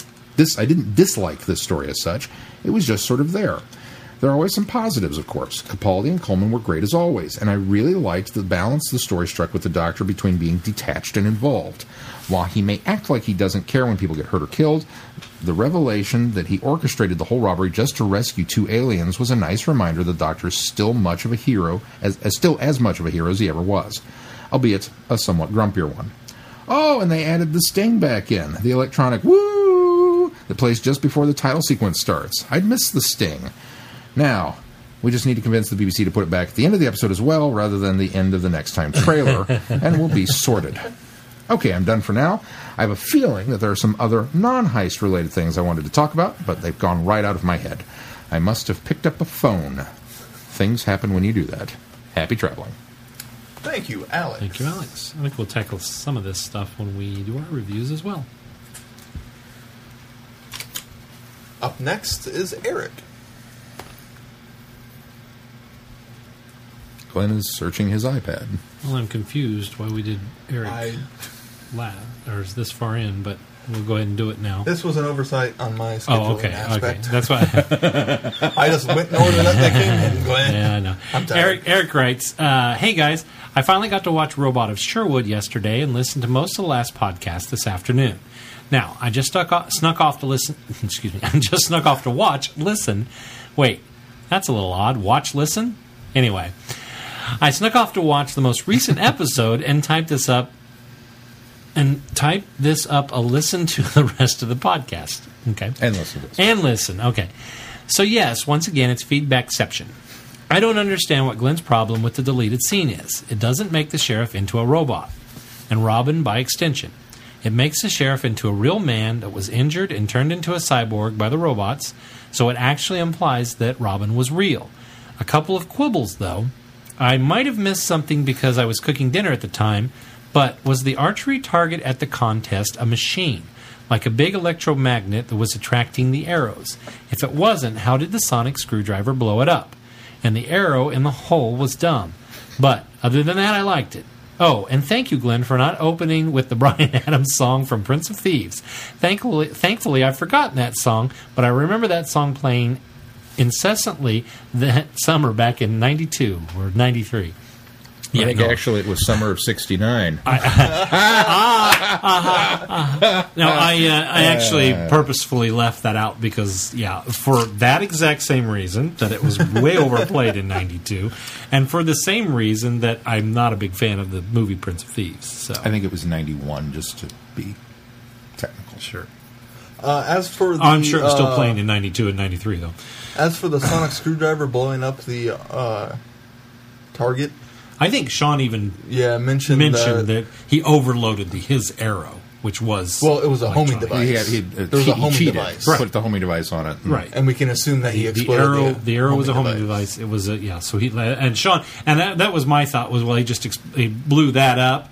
But Shaun even, I think, stated it even better by saying he overloaded the arrow, which then in turn caused it to explode, exploding the target in the meantime. I don't care how it works, as long as there was something mechanical in the arrow that the sonic screwdriver could cause something to happen and burst into flames. Okay, fine. If he's just pointing it at a sack of straw and blows up, I have a problem with that. And I had a problem with it when I saw it happen initially. But then when he explains that it was a homing device in the arrow, then there's the electronics there that... works. Fixed. So it completely fixed it for me. So but I like when you said overloaded it, because then I thought that brings it even more effective. That it wasn't that he predicted he would have to blow it up, so he put a destruct mechanism. Oh yeah, no, I don't take that overloading the arrow with the sonic device caused it to explode, and he knew it would. So I love that. That was great. So hopefully that fixes that for you as well. He goes on to say, I wanted to ask you, Shaun, about the post-Series 8 schedule. Do you think you'll be reviewing all of the Big Finish monthly range titles in the 40s? There are a few that you haven't, and I just noticed that the first 50 are seriously discounted. I'm expecting some birthday money in November, and I'm hoping to get some Big Finish downloads with that. I wouldn't be asking this, but I noticed that there are a few you just skipped over. Red Dawn, Holy Terror, and something about a Scourge that Bernice Summerfield is in. So I'm trying to plan which ones to buy so I can catch up with the larger plot arcs, follow along with the podcast, and take advantage of the bargains. There's a reason why we skipped them. Spoilers, potentially. Red Dawn has Ice Warriors in it. And we thought we would do an Ice Warrior archive. And another one. Yes. And pair that up with... actually watching the Ice Warriors for Friday night. Because we haven't done that with the animation. We did review it back when we had the VHS copies. Yeah, we reviewed it when we did the VHS copy, but we haven't actually watched the animation one yet. But it's a longer 6-part story It is with 6 part. animation, Yeah. which requires a 2-night Friday Night Who, and honestly, there just hasn't really been a convenient slot in the schedule to put a 2-parter and then have that on there. So yes, we will be getting to Red Dawn. Will it happen immediately after postseason 8? That's a really good question that, I'll be honest, I don't know yet, because my postseason 8 schedule at this very moment is blank. Yeah. Because I haven't worked on it. And that's so far out. Well, it's getting closer. But Shaun really puts the schedule together for us. But I think what happens is we all sort of sit down and kind of brainstorm what we want to do next, and Shaun kind of funnels it into a schedule for us. He makes it so work. we haven't discussed when we're going to do those as of yet. And so when we do, obviously Shaun will have something to fill the schedule out. yeah, other than conceptually, I know that there's a whole X number of weeks before the Christmas special, and then X number of weeks before Galley. That's kind of the structure of the schedule at this point. So I know that I've got to fill so many weeks with this stuff and so many weeks with that stuff, and where do we go from there? I'm also looking at my own personal schedule, knowing that as we come out of November and into December, that it'll be finals and a lot of my school stuff. Holidays. And then the holidays. And it may be a little more difficult to get too much Big Finish in, just from the standpoint of everybody else has, that kind of thing going on. But there certainly will be some of it. As far as your budget goes, I would say, dude, they're on sale. Nab them. Yeah. Because we're going to cover them eventually. Yeah. Absolutely. So, Holy Terror, was there a reason why you skipped that? I can't remember. It seems like there was. There was initially. Oh, it's Frobisher. We're going to do a Frobisher. Right. That's the other reason. We're going to do a Frobisher archive. There it is. This week's me dropping the mic. Yep. This week's Glenn dropping the mic is brought to you by Apple. I figure if I say it enough, they'll just give us money. That's really what I'm hoping for. Also, we should point out that part of the reason we've done a little bit of skipping around is we're trying to keep companion story arcs together. Yes. And while we do Six and Evelyn, we're staying away from some of the Six and Perry stuff, which also, I think, feeds into Red Dawn. It's Six and Perry, right? 5 and Perry. 5 and Perry, okay. But that one was just purely Ice Warrior. Purely Ice Warrior, okay. But and not to mention and obviously there's a Benny one that we've skipped over, but we hadn't done any Benny yet either. And again, we're trying now to. We're going to try and rectify that. Well, because I didn't know she was in the book. Here's the thing, though. The reason we've sort of kind of done that is because the nice thing about the main range stuff is that as we do. The main range there in the early days kind of jumped around depending on who was available for recording at the time. Yeah. So there are some that are the Fifth Doctor, Perry and Airman. There's some that are obviously the Sixth Doctor and Evelyn. There's some that are the Sixth Doctor and Mel. There are some that are the Seventh Doctor and Mel, and there are some that are the Seventh Doctor and Ace. And so we've always tried to kind of stay within at least the continuity of those structured stories. So that is part of the reason that we've bounced around with those as well. And I've looked at it a little more specifically from the standpoint that, if it's a television companion, so let's say the Sixth Doctor and Perry, we can drop that in and then go to a Seventh Doctor and Ace and then go to a Fifth Doctor and Turlough. And because Keith's used to that at this point. There's no jumping around. Evelyn, because she's a Big Finish specific character, go in order. There is kind of Just an arc like with her story. Charlie's the same way. The Eighth Doctor and Charlie have a very specific arc that her character develops. So we wanted to make sure that we tackled those in order versus bouncing around with some of the other ones. But I figure with the television companions, you've seen the beginning and end of their run. So it's okay to bounce around with those a little bit. Most of them. With most of them. But yeah, Holy Terror was Frobisher, and there's, what's the other one? The Maltese Penguin. Yeah. And we were going to pair those up together and do a Frobisher archive. We just haven't got there yet. With some of the printed comic and some material. comics. Yeah. And one of the reasons we were waiting to do the Ice Warrior archive was the animation, and I hadn't seen Planet of Fire or Kids of Johnny yet, so I didn't know. Oh yeah, Five that's and right. Perry You together. didn't know 5 and Perry. That's why we all. also waited Right. so long to do the Perry and Aramim story. That's right. So it was kind of twofold. Yeah. Which technically, Now we can do it. you could do it now because technically it would take place before Aramim shows up. Right. Right. But because that's the other thing is I We want kind to try of to just keep. had to skip ahead so that Yeah. we could leave the Ice Warrior thing on. Well, because Yeah. if we wait around until we get to the Ice Warrior thing, that means we're waiting around until we get to the the Fifth Doctor and Perry pairing, which means we're waiting around. You may not get any Fifth Doctor audios for a very long time if we did that. So that's one of the reasons why we jumped ahead there. Right. But Yeah. So long story short, Eric, we are getting to all of it eventually. Unfortunately, right now we don't know how soon on some of those ones, but as Shaun said, they're on sale. I say grab them up. Absolutely. We will get to them eventually, and I don't see us going more than 6 months before getting to some of these. So, and realistically, when you look at the Big Finish that we've covered, it has been primarily from 1 through 50 something, with the exception of the Eighth Doctor, who we kind of jumped ahead have because gone we ahead, were staying with his story staying arc, with that story arc. So yeah, I mean, we'll try and get the rest of those knocked out and continue on, because I think Big Finish, as they've progressed, they've also kind of evolved a little bit into the here's a thread, here's a thread, here's a thread, Yes. here's a thread, and in some cases you need to have listened to this thread before you get to that thread. Right. So we're going to try and take them as much as we can in order. And as I look back through our list, there's a good chunk of them we have knocked off between now and then and 50, and there really are only a few holes in there. So. Yeah. So I would say if you can bounce on or jump on them, then go to. Do so. All right, and then finally Eric writes, now listen. Oh, wait. Homing device on the arrow. Got it now. Now listen. Oh, gosh. I wish I'd have read ahead of this. This is what happens when we have feedbackception. This is the Burrito effect. Feedbackception. What's the burrito effect again? He says, I don't get it. Seriously, I understand that Moffat was trying to say deep, profound things about the Doctor, or humanity, or whatever, but I really don't care about that. I just didn't get the in-universe purpose for this. I didn't understand the Doctor's actions, and I don't know why I'm supposed to care about this story that seems once again to be all about scaring children. That's it. I'm out. Next time, Eric. That's 2 that came down on this item not liking it now, on our feedbackers. Yeah. Last week and then this week. Yep. I can't say anything in defense that I didn't already say last week, other than it was just a quite enjoyable episode. I can understand where he's coming from the in-episode perspective, that it seems odd to me that the Doctor, well, maybe not.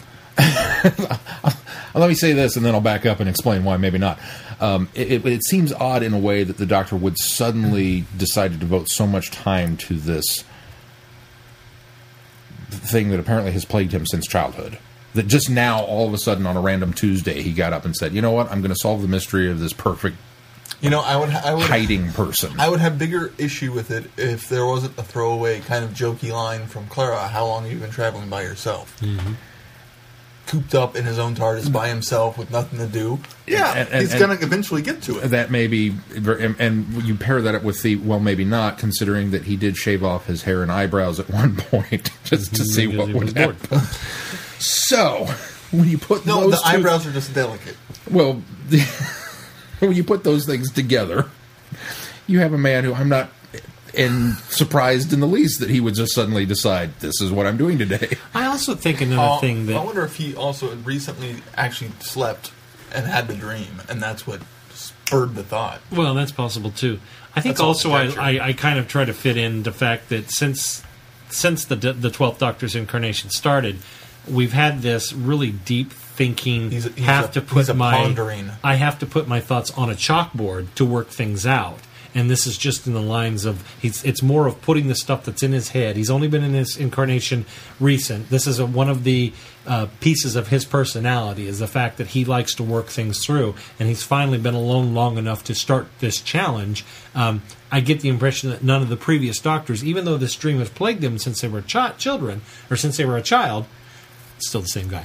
Since a child. The other personalities have never been in that deep, thoughtful, really work things out situation that we have the 12th Doctor in now. So I think that's why it's come to this personality and this incarnation in order to figure those sort of things out. Because he's more of a thoughtful Doctor. He's more of a planning Doctor. You could almost take it to another step of that is one of the many things he's been running from his whole life.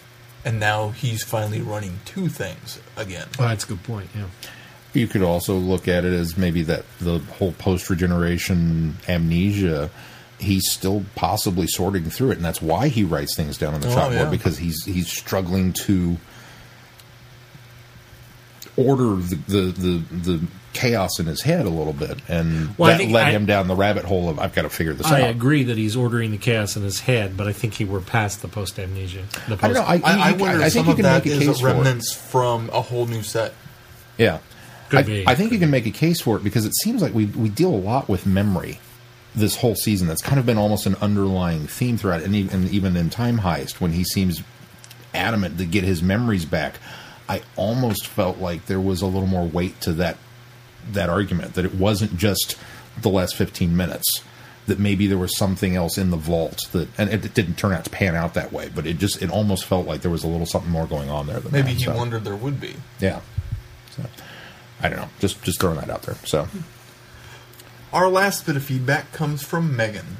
She writes, no. Huh? Oh wait, yes, it is Megan. Sorry, I thought it was another Eric. Never mind. Same Eric. Thanks, Eric. She says, went from minimalist, came out with magician. Hello. Look at this. 2 feedbacks in 2 weeks. I am on a roll. You must be butter. Nobody gets that one? I got on it. A roll. On a roll. Oldest joke in the book. I laughed at it the enjoyed first 200 times. Time Heist. It's as cool as the other side of the pillow. Hey, Peter. Welcome to the other side of the pillow. Billy D. Wayne. You know, we were watching the season premiere or the series, the pilot for Angel, and one of the guys goes, "Come on, go buy me a BD." Or no, we said a Billy D. And they're walking later with a 40. Colt 45. I never got that until this viewing. Colt 45. And I was laughing, and Sarah was like, "What are you laughing about?" It's a convention joke. I'll tell you later. Sorry, Megan, we kind of hijacked there. Start again. I quite enjoyed Time Heist. I thought it was pretty good. Not incredible or earth-shattering, but still a really fun adventure. I really liked the transition from the doctor picking up the phone to everyone sitting in that room with the worms. Was not expecting that at all. I'll admit I was a bit disappointed with the episode at first, when I thought they had killed off Sabria and Sai, both of who were wonderful characters. But of course, when the teleportation twist was revealed, I was drawn right back in it. Again, something I completely didn't expect. I did see the architect's identity coming, though. That wasn't all that surprising. And while I liked the bank robbery was actually a rescue mission for the teller, it was a bit too close to the ending of Hyde for my liking. The practical effects for the teller were really great. It felt like something straight out of Star Wars. Something I'm getting more and more from Capaldi's Doctor is how incredibly competitive he is. At first I thought it was a one-off character trait in Robot of Sherwood for comedy's sake, to have the Doctor constantly trying to one-up Robin Hood. However, there's another mention of it in Listen, when he says he's always expecting to be the last man at the end of the universe, to which Clara says it's not a competition. And now the Doctor clearly trying to one-up Danny in terms of a date. I don't see that as a romantic statement or anything from the Doctor, by the way. I just think the Doctor dislikes the idea of having to share Clara and wants to be her favorite. I agree. This episode had some great lines, great new characters, and a pretty good story. Not sure about the Doctor's new love phrase, shut up, though. Love of the phrase, shut up, though. Could maybe do without that. But I'm really excited for next week's episode and the many classic Who references that will probably be made. Thanks, as always, for being wonderful, you guys, and can't wait to hear what you thought. Megan. P.S. I made a small sad noise when the Doctor mentioned being embarrassed of the bow ties. Anyone else? I'm sure Keith did. I took umbrage. He didn't say it. Did he say embarrassed? I know he said they were silly. Was it Sari? I thought it was slightly embarrassing. Something about that. I thought he said slightly silly there. I didn't take it so much as a dig on Matt Smith. Of course, it was a dig on Matt Smith. I took it as. Of course, it was a dig. Look how many instances he's wore a bow tie in the past. 3 different incarnations. It was even though that's the case, it was pointing at that as much as the scarf comments we've gotten twice now. It was a dig on that. I like it. I like the idea. Even though it's my doctor, I even though it's your chuckled at doctor. Yeah, I like the digs. I think it's very in character with 12. It's just very in character with the doctor. I love in that. general. I love that. Well, I had vanity issues. Well, yeah. He's always insulting his past self. In every multi-doctor story, they don't particularly seem to like each other at all when they show up, and it's constantly fancy pants, scarecrow, a dandy and a clown, and I mean, it's constant. So, which this episode, Granddad and Sand Shoes. If we think about it, this episode also kind of points to why they kind of don't like each other. They don't like seeing their own face, even though it's themselves. It's still kind of like the clone idea. Yeah. I think so. And I was going for minimalist and came out with magician. Bravo for that line. Line of the episode. I know we've done a lot of little meta things this year, but that one, bravo. Agreed. It makes me wonder if Stephen Moffat's not trolling fandom again. We know he got off Twitter for a while because he was angry, but it makes me wonder if he's not keeping tabs on it. Although I wonder if he just looked at the shots of him like this and said, "You look like a magician, dude," and then went off and wrote that line. May not even be his because it was co-written by the other Steve. Yeah. So maybe he came up with it, and Moffat went, "Yeah, okay, I'll allow it." Was that everybody? That was everybody. Let's move on to our review. The Bank of Carabraxus is the deadliest bank in the cosmos. Only a fool or genius would attempt to rob it. Fortunately for the Doctor, he's both. But nothing, even the Doctor has encountered, can prepare them for the Teller, a creature of terrifying power that can detect guilt. Dun, dun, dun. Oh, good. Because I was afraid you were going to give us as an enthusiastic dun, dun, dun as last week. And I thought, if we're going to use dun, dun, dun as our gauge, you can't give everything an enthusiastic dun, dun, dun. So you didn't. So I appreciate that. I agree with your level of enthusiasm. I would agree with your level of enthusiasm. As with most of our feedbackers, it was an enjoyable episode that had some great bits and not a few little problems. Who wants to start? Well, if you had problems, maybe you should start. As the episode was going on, I enjoyed it. I really enjoyed it. I was thrilled that the memory worms showed up because I wasn't expecting them to. I figured it was a one-off Strax joke, and then all of a sudden they were. It's like, oh, cool. Unfortunately, I like that they made them no longer a joke. That it wasn't there just to be a joke. I like that they brought them back and used them for a purposefully. Yeah. Unfortunately, I had listened to an interview on Radio Free Skaro with the director, and his name escapes me now, but he had mentioned that the memory worms were making a return. So when I saw them, I went, "Oh, this is where they're at." So Douglas McKinnon. That's it. Who directed last week's Listen? Yeah. He also did one or two last season, I believe. I think he did. If I'm correct. It was well directed. I will say that since we're on the topic. Absolutely. There were a lot of really cool, very heisty feel shots. It was the whole episode was constructed very well. Especially the very beginning. Once they decide to go ahead and do this after they take their hands off the memory worms, the entire sequence felt very Ocean's 11-ish. Yeah, heist style. Well, you've got to do that. You've got to have the narrator explaining the heist while you're doing the heist. 3. Which works when you don't have your memory, because you're having to piece it back together, and so the best way to do it is to piece it out loud. Yeah. And so that was really wonderful. I liked the characters of Sai and Sabra, however we're pronouncing her name this week. Well, it seemed to me for the longest time they were saying Saber, and then it's not until about halfway through the episode that the Doctor starts emphasizing the bruh. Sabra. Well, it's because he's Scottish. And I thought, okay, but maybe it was the first time I'd heard him say the name. But it is spelled Saibre, so it would be Sabra. No, according to this, it's Saibra. R.A.? R.A. Oh, okay. Sabra. Well, then there's more of a emphasis on the at the end. I just thought it was That's according to the TARDIS Wikia. Oh, okay. But I thought they were both very interesting characters that I kind of hope make a return appearance at some point. I doubt they will, but I would. Sai and Saber? Yeah. Well, especially the way that Sai leaves. Yeah. It's kind of implied that, we're going to see him again. Especially when the doctor does that. Call me. The bomb. How many other people has he given the number to? I was so hyped that the bomb did this whop thing and the floor disappeared, and the doctor was pleased with it, and I was like, yeah, that's really cool. And then they put the floor back, and I went, that's just like Captain Jack's gun, an empty child. That's not exciting at all. You've seen that before. Bummer. I didn't so much have a problem. I never thought of that. It just he takes the thing out, puts it back. I didn't so much have a problem with that.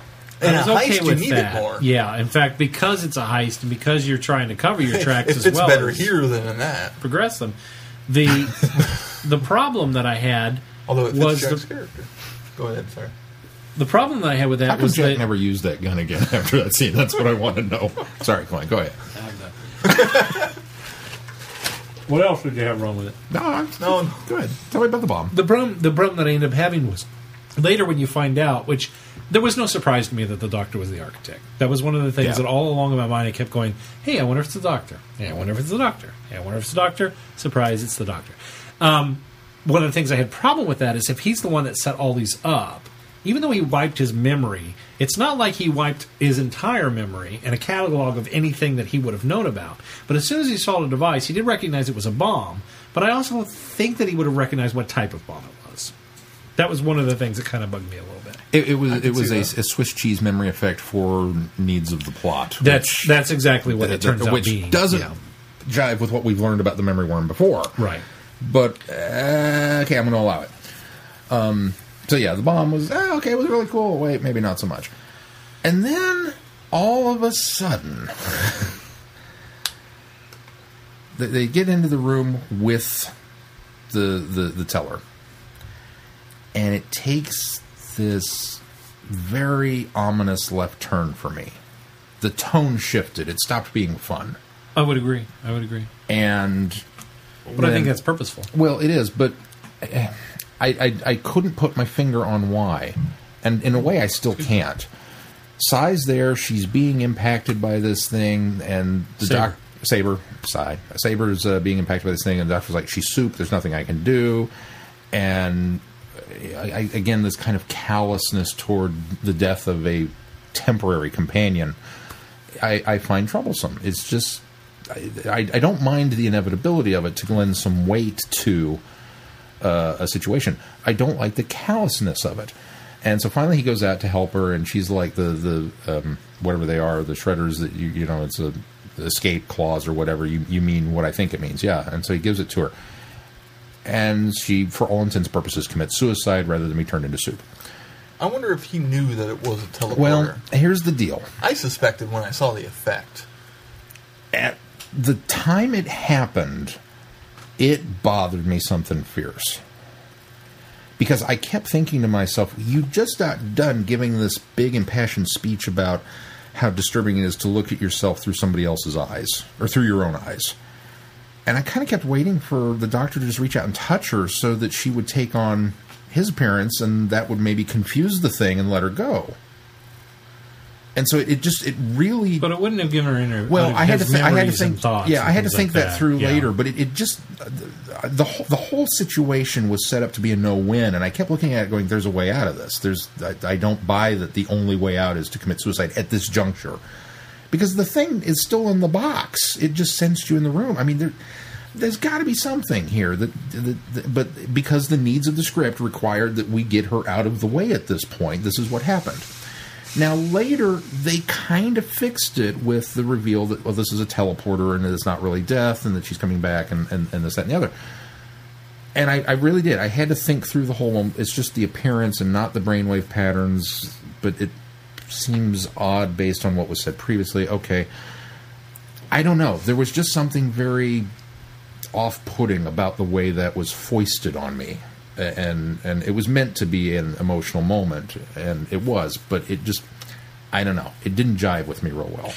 I can't explain why. I agree with you, and I think I felt a lot of the same uneasiness as well. But I think the reason that I kind of was flowing with it is because we're only 5 episodes in. We don't know the 12th Doctor that well, and it might just be the callousness that this personality has in the Doctor. Well, and it was almost a sort of compassion to give her the... Agreed. For the same reason that the doctor gives, the gun and Image of the Findall, Image of the Findall, to kill himself, and we all went, wow, that was really a very undoctor-like thing. But I think when it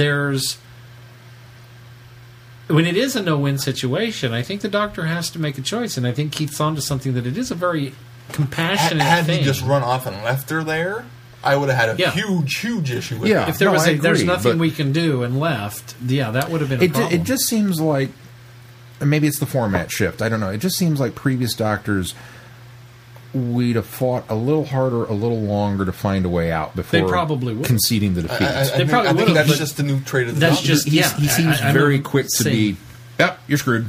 I don't know. As you said that, thinking this through and back to my problem with the bomb is, I don't think that I don't want to lend the idea that I think that the doctor remembered anything about what they were doing.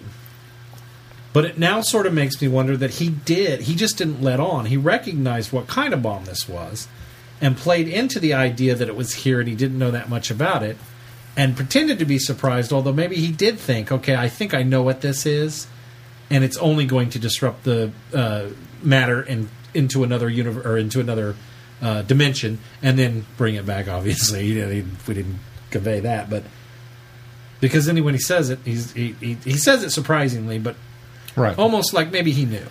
So maybe also along that same lines, when he was giving that to her, he recognized that when he got them in the first place, he recognized that these could be suicide pills. Or they could be teleports. And so that gives me enough of a hope that maybe he gave it to her thinking, I hope this really is the teleport, but I'm still going to play this game as to this is the suicide pill, because this is how seems to be progressing out. And he was surprisingly right with the bomb, and so fortunately it paid off that he's, again, surprising. And as I said, they kind of fixed it for me when it is later revealed that, yes, they are teleporters, which, again, Missy didn't make an appearance when she died, so we should have known that she wasn't dead. But we'll get into that. It's true. That's the first thing I thought when she died. I thought, well, she's going to go to heaven or whatever. Yeah, so she's not really she'll dead. Be at the end of the episode now. But, when they show back up when they were teleporters, that's kind of where I went with it, too. I started backtracking, going, all right, well, maybe he knew just enough or remembered just enough that he suspected that or hoped, or suspicion was wrong. I mean, he lied right out front going, it's nothing, and took them. Right. But you're supposed to get the impression that he recognized that they were the suicide pill. I keep saying suicide pill metaphorically. They were actually something else. What do they call them, scramblers? Yeah. Shredders. Shredders. That's what our feedbackers are called. Yeah, shredders. That is what it was called. So that was the impression you're supposed to get, but that's what makes me wonder if he knew they could either be the shredder could be the suicide device or the teleport. Yeah. So then we get down into the catacombs, and Claire is really bad about not thinking of things, apparently, because man, it just homed in right on her. I don't feel any. I don't think I could do it. I don't think I could either. I sat there and thought, how do you blank your mind out of anything? A wall. You can't. A blank wall. You can't.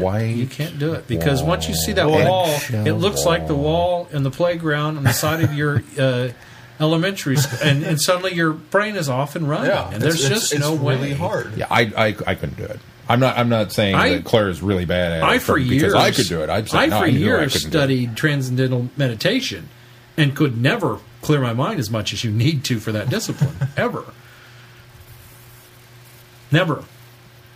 I'm sorry. Probably people can. I find something new about you every week, and it never ceases to amaze me, the multifacets of your personality. I mean this with no... I'm not trying to make a joke here. Transcendental meditation. Yeah. That you and seriously, like not like pseudo seriously, but pseudo seriously. Yeah. More as a hobby. And I didn't go to specialized training or anything, but I did a lot of reading on it.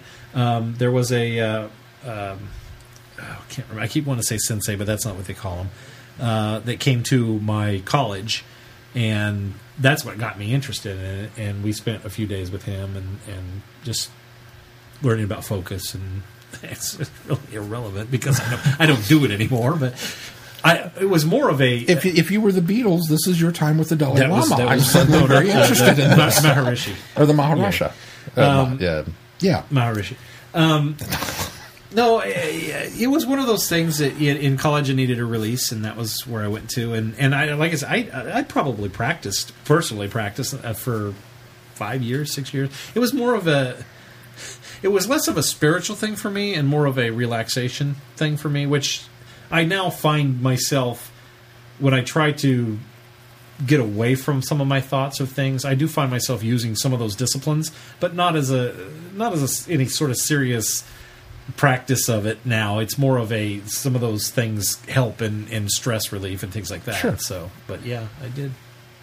I mean, if you were able to like slip yourself into a coma on command, I'd be really upset that you hadn't demonstrated. No, I can't. Do that. Well, that's another thing. I never could drive everything. I've never been able to drive everything out of my mind. So that came screaming back to me when she was doing that. Yeah. It was that. No, I totally sympathize with you because I've tried. I've made attempts to do that, but yeah, I never could. In a way, it almost flashes back to Deep Breath of her struggling to do something that all of us would struggle to do. Yeah, absolutely.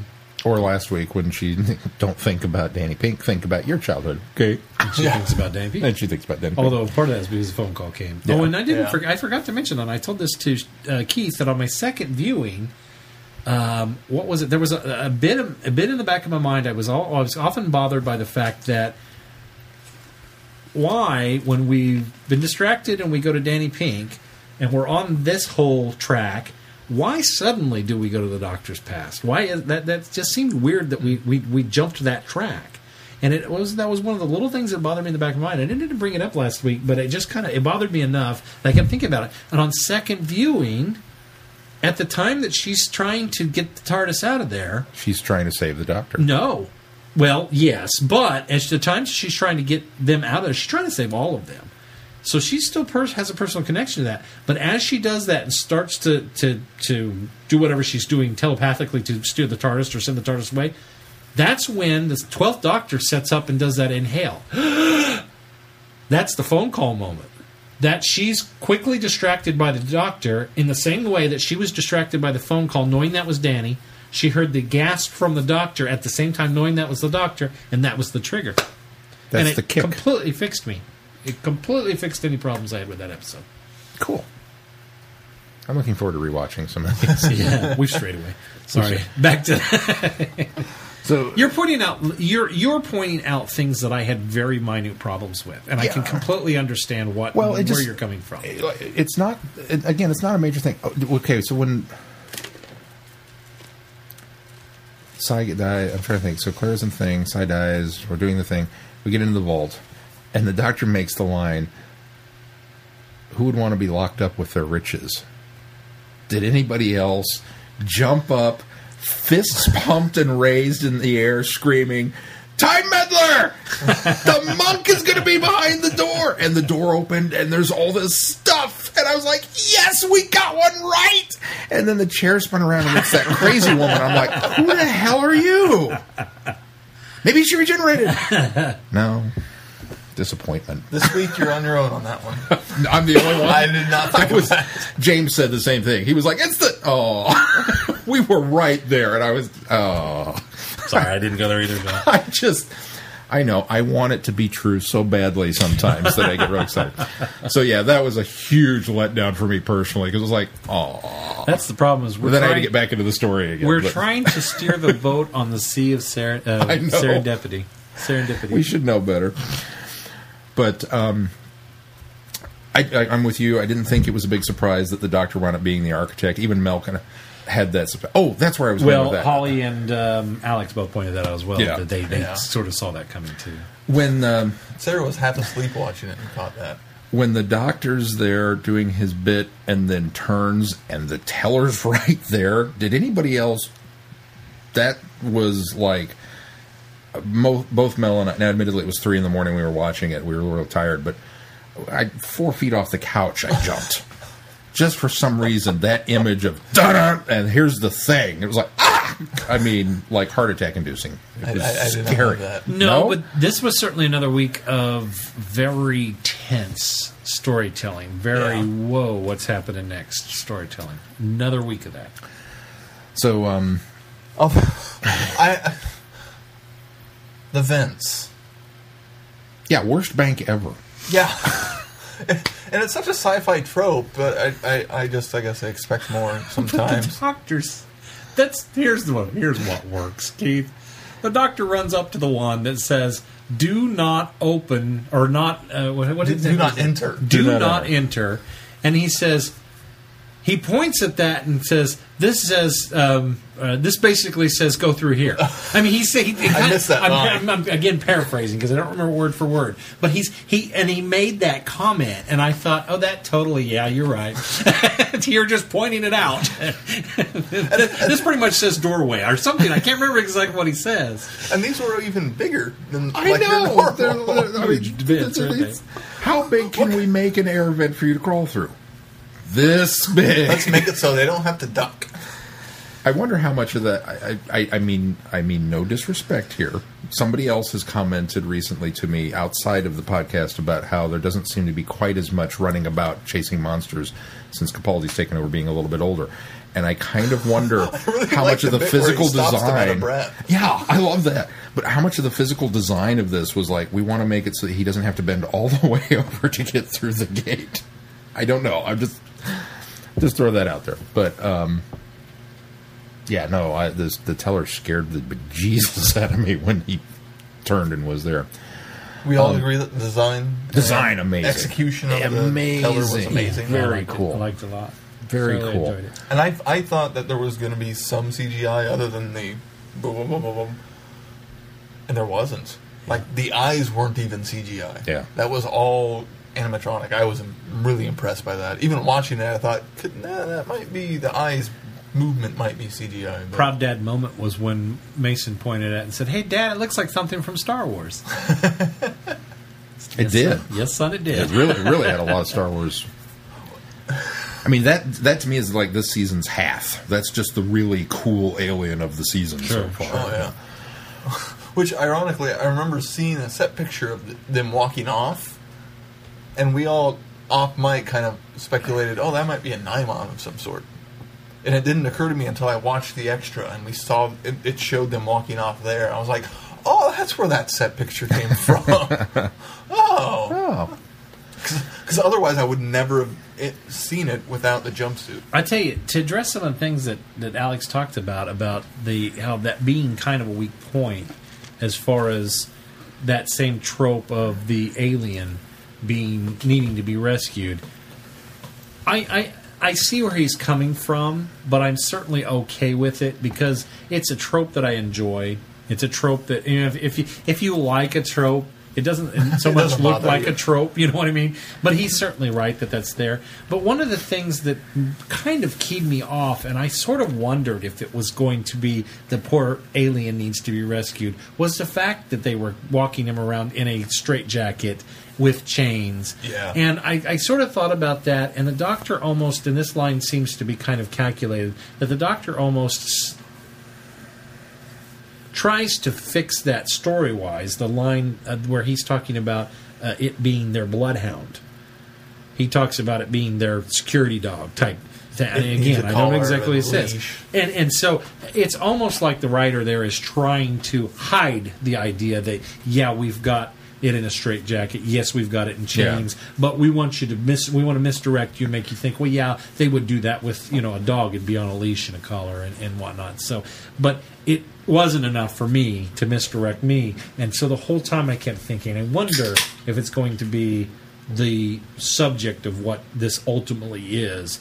And I went as far as thinking that maybe the teller somehow contacted a doctor, or maybe the teller was somehow connected with the architect. And while it didn't, it did end up going down that road of the alien need to be rescued. It almost would have made I mean, obviously, it kind of ruins the redemption of Calorak's character. That, you know, if you'd gone that route, you know, and maybe at the end he pulled out the psychic paper and said, "I didn't know what this meant until I got all my memories back, but this is what kicked everything off." But you kind of take away the phone call and the psychic, you know, if you do it psychically. But the other thing that I had problem with, and I'm kind of honestly surprised nobody's brought up, is the very convenient solar storm that shows up out of nowhere, and then all of a sudden it's here. There's no mention of it anywhere in the episode until, oh, there's a storm. Really? We're going to go, okay. I mean, it's another trope, and yeah, it's not necessarily one that I mind, but it would have been nice if that had been part of the info dump during the heist that we'll be doing this during this time, because the bank will be further depleted, there won't be as many people around, or I something. see what you're saying. If they had set it up, that if they had this is set the it one up, time architect had that set that up as part. But that's again, though. I guess maybe that's that not so bad eliminates some of the for me. drama of them trying to get the vault door open. Yeah, but I mean, that also goes yeah, back but to you just setting it up doesn't necessarily mean that you know about it until it happens. Just the fact that it just seemed very convenient that all of a sudden the lights flickered and went out, and it's like, really?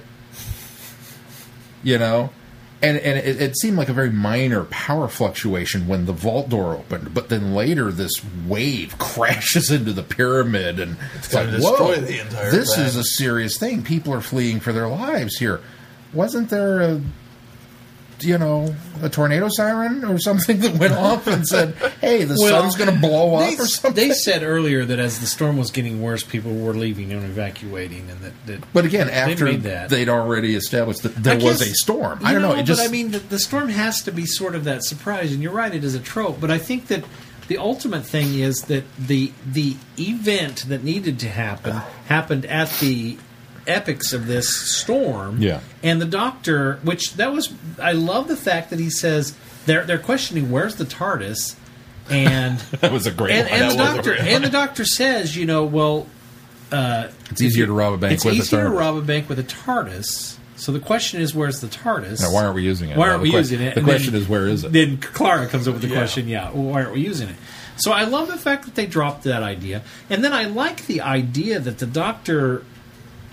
In fact, the doctor did use the TARDIS in order to break into the bank because he had to place all of the stuff that was there. Unfortunately, the instant that it had to be the apex of it that had to be when there was a storm. And I think the doctor then retroactively realized, okay, I've got to use that as part of the heist, but you couldn't formulate that into anything going up, or that would not have been, exactly, the intense moment in order to get to that point. So no, I don't know that I needed it, knowing that the doctor knew all along beforehand. Once we found out what was going on, it kind of was. It was even fine at that point. It's kind of one of those things that there were a whole series of those kinds of moments where, when it happened, it really bothered me.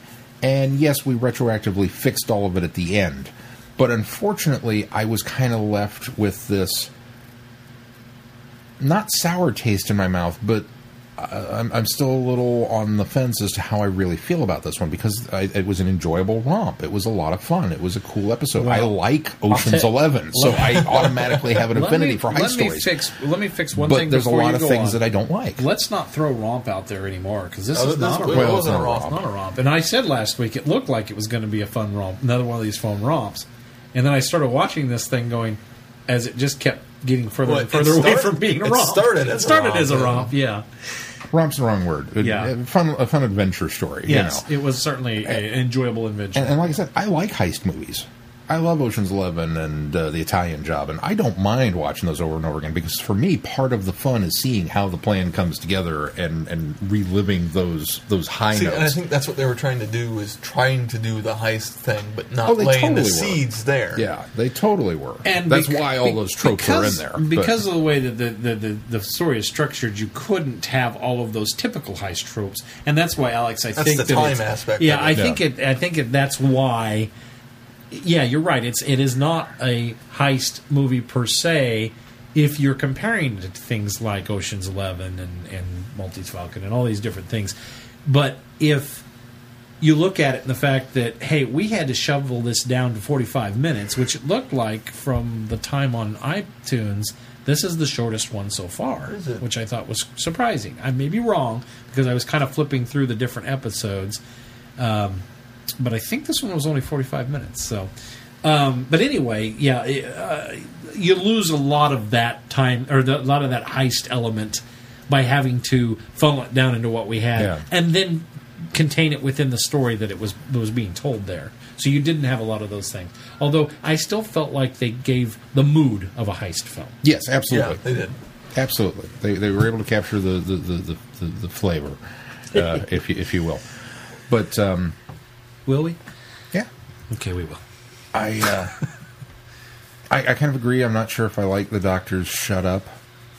But then when he went shuddy, whatever, Shuddy up. that, that's a very Doctor thing. Okay, I'm fine with that. I wasn't sure initially. I hate the architect. I hate him. And it's like, we've got to be talking about yourself, because anybody else, I'm going to be upset over the way that you've structured this. And, although when he gave the shut up line, I thought it was odd that no one was talking. Shut up! Well, no one's saying anything. No one's saying anything. Yeah, again, another, It's a very, very Doctor thing to do. That's it. I look back, though, and There was a part of me that was hoping the Master would have reappeared, that he would have been the architect of this, and whenever everyone went, but we keep saying very doctorly thing to do, and I'm just as guilty, and I'm not going to fault anybody for saying it, because I think we look for those hints of the Doctor. But I think also, this being such a new Doctor, I know when the fifth Doctor came along, I kept going, well, I don't like that because it's not this, and I don't like that. And I know when 6 came along, I went, well, I don't like that because it's not this and that. And when the 7th Doctor came along, I went, well, he doesn't feel... And I feel like we do that every time. There are maybe some exceptions, and I can't think of any time that Matt Smith did anything that I went, that doesn't feel like the Doctor. But we just came out of that era of the Doctor. And so I almost am reaching for those things for Capaldi to set himself different from the... And so the shut-up thing, if that's going to be his element... Yeah, let's have a little bit of a rude Doctor. I'm fine with that. It fits in the prickly aspect. It does. It fits in the prickly. So I'm actually, every time that happens, I'm not, Shaun, I'm not chastising you for saying that, because I felt the same thing. I thought, oh, not very doctorly. But then as I let it kind of settle in, I went, but that's the stamp he's putting on it. And you know what? I'm fine with that. This is how this Doctor's going to be. He's the first one to tell someone to shut up. Exactly. Look how many times Eccleston said it. So is it a in the thick of it joke? Well, I'll tell you, there are no, that particular one, no, but there are so many mannerisms and just things that come across that are very Malcolm Reynolds, and I go, I don't often like that, because I've always come down on Mel Gibson, because Mel Gibson is Mel Gibson and everything, and we were just talking about Simon Pegg, and for the longest time, Simon Pegg was Simon Pegg and everything. Tom Cruise is Tom Cruise and everything. And I don't want to go in and say Peter Capaldi is Peter Capaldi and everything, but there are shadows and elements of Malcolm Reynolds in there. Just as much so as I think there are, Tucker, yes, I'm sorry. You kept saying Malcolm Tucker, yes. Yeah, you kept saying Malcolm Reynolds, and I kept going Firefly, and then my brain was going, "No, we're talking about it in the thick of it." I've got and then you said Firefly Malcolm Reynolds, and I said Firefly. Malcolm no, we're talking Tucker, about yes. So, and there's elements of Malcolm Tucker in that, and so. But on the flip side of that, then I look at Capaldi's portrayal as the guy in Fires of Pompeii. I can't remember Maximus. Was it Maximus? Sure. Okay. Anyway, whoever it was, capitalist. It was that was quite different than anything I'd seen him in, and the same with the Torchwood stuff. So he clearly can do those kind of things, and I almost wonder if we're adding that little bit of Malcolm Tucker in because looking for it. Yeah, and I'm going, okay, that's very Malcolm, but because that's the longest I've seen him in anything. So, but yes, and I'm quite enjoying that, because while Malcolm Tucker is not a likable man, not at all. I love the character. You enjoy watching him. So, there's that. There's something about the end that I wanted to comment on. For the life of me now, I don't remember what it was. Did you have anything else, Keith? Or? I don't think so. I totally thought that... Keith, you've been quiet. We've kind of been ramrodding the conversation, though, too. Although he's been throwing his 2 cents in, I think, every time we bring something up that you wanted to talk about. This episode just kind of landed in the... It was enjoyable. It's not a woohoo best of the season. Yeah, no. Agreed. I think I enjoyed Robot of Sherwood more, just because of the fun elements of it. But yeah, it was. That's why I looking back and I can't help but do it. I'm trying to rank. Yeah. These this season, it just inevitably happens. Yeah. Well, that's just it. This is way behind Listen. This is probably even for me way behind Deep Breath after second viewing. But there's those three: Into the Dalek, Robot of Sherwood, and this one. And I think I finally, even though it was a Dalek story, and I absolutely thoroughly enjoyed it, I think that Into the Dalek is probably the bottom. But I can't now. So now I've landed all of those, but I can't land this against Robot of Sherwood. Yeah. It's almost interchangeable. To me, all three of them are kind of just circling. Yeah, it's all kind of the same. Different moods for different aspects. I was fully expecting the Missy character to show up, especially after What's Her Face died. Yeah. And I was pleasantly surprised that she... Obviously, no one died, so she couldn't show up. But I was glad that she didn't, and there was no Promised Land reference. Yeah. So this is the second episode now that we haven't had anything. I like that we've kind of... She was only in the first two. No, she was Promised Land. Oh, yeah. Okay. Yeah. So she was only in the first two, but Promised Land was alluded to. Right. I lumped the two together as far as I know at this point. So I like the fact that we're kind of moving away from it a little bit, as it's not as heavy-handed as Kavorian with I agree, Hatch. but I almost feel myself missing it, that maybe they should have added something in there, because now we've had two together that I'm like, okay, you were really heavy-handed in the first 3 episodes, but you're not going to address it all in the next 2. And so, having only known... Other than if Missy is the one that gave Clara the number in that is the small plot thread, I think that was placed in this one. That just may be our piece this week. Well, and sometimes, too, I mean, obviously this will be a larger overall conspiracy theory, whatever you want to call it, arc for this season. But sometimes we go looking for things. Like, I don't know if you guys remember in season 7 when Christmas made an appearance in the first 3 episodes, and we all went, oh, what are they going to do? And then they dropped it. It just happened to be the line that kept coming back up. So sometimes we jump on things and get real excited about them that aren't there. Don't really pan out. I just like that if you more so. It's okay that they're getting away with a lot of things. I'm okay with that they're getting away from it for me. Let the plot be in the background until we need to get there. Yeah. To sum up, I like I said, I kind of agree with everybody. I think, I thought it was fun. I thought the tropes were there, but I didn't mind. I agree that the time loop element has gotten a little maybe stale at this point. Of course, we've also talked about that, like when we went back and watched some of the earlier ones with Pertwee and Day of the Daleks and some of the stuff that was, wow, this was really cool. If we hadn't already seen this 100 times by now, that this is a self-fulfilling prophecy thing. Well, that whole season where the Master shows up every time. Well, that's going to be also time loops and the sympathetic villain. I think are going to be Moffat's 2 big traits when he leaves the show. I think you're right. Yeah. That the villain, and I used to really like the fact that the villain wasn't always a villain, but there's not enough just villains to balance it out for me at this point. I'm kind of like Alex and Eric and getting tired of it. It's, okay, we get it. Not everyone's always bad. You're dabbling too much in gray. Give me a little black. Give me a little white. We need to know where the boundaries are. Yeah, because even the Daleks have been kind of grayed a little bit. The last truly evil character I can think of is Miss Gilliflower. From Bells of St. John? No, Crimson Horror. Crimson Aura. Crimson Aura. Yes, Crimson Horror. Sorry. Because even, going back to that, the Bells of St. John, Kislet had her reasons. Even the Great Intelligence, just seeking a form, whatever form that is, it's still some sort of not as... Well, the Great Intelligence was the evil there. Well, yeah, but the Great Intelligence wasn't as evil as it could have been, I think. It wasn't just trying to take over the world. It was trying to eventually make a form. Am I remembering that right? Was that... Ultimately,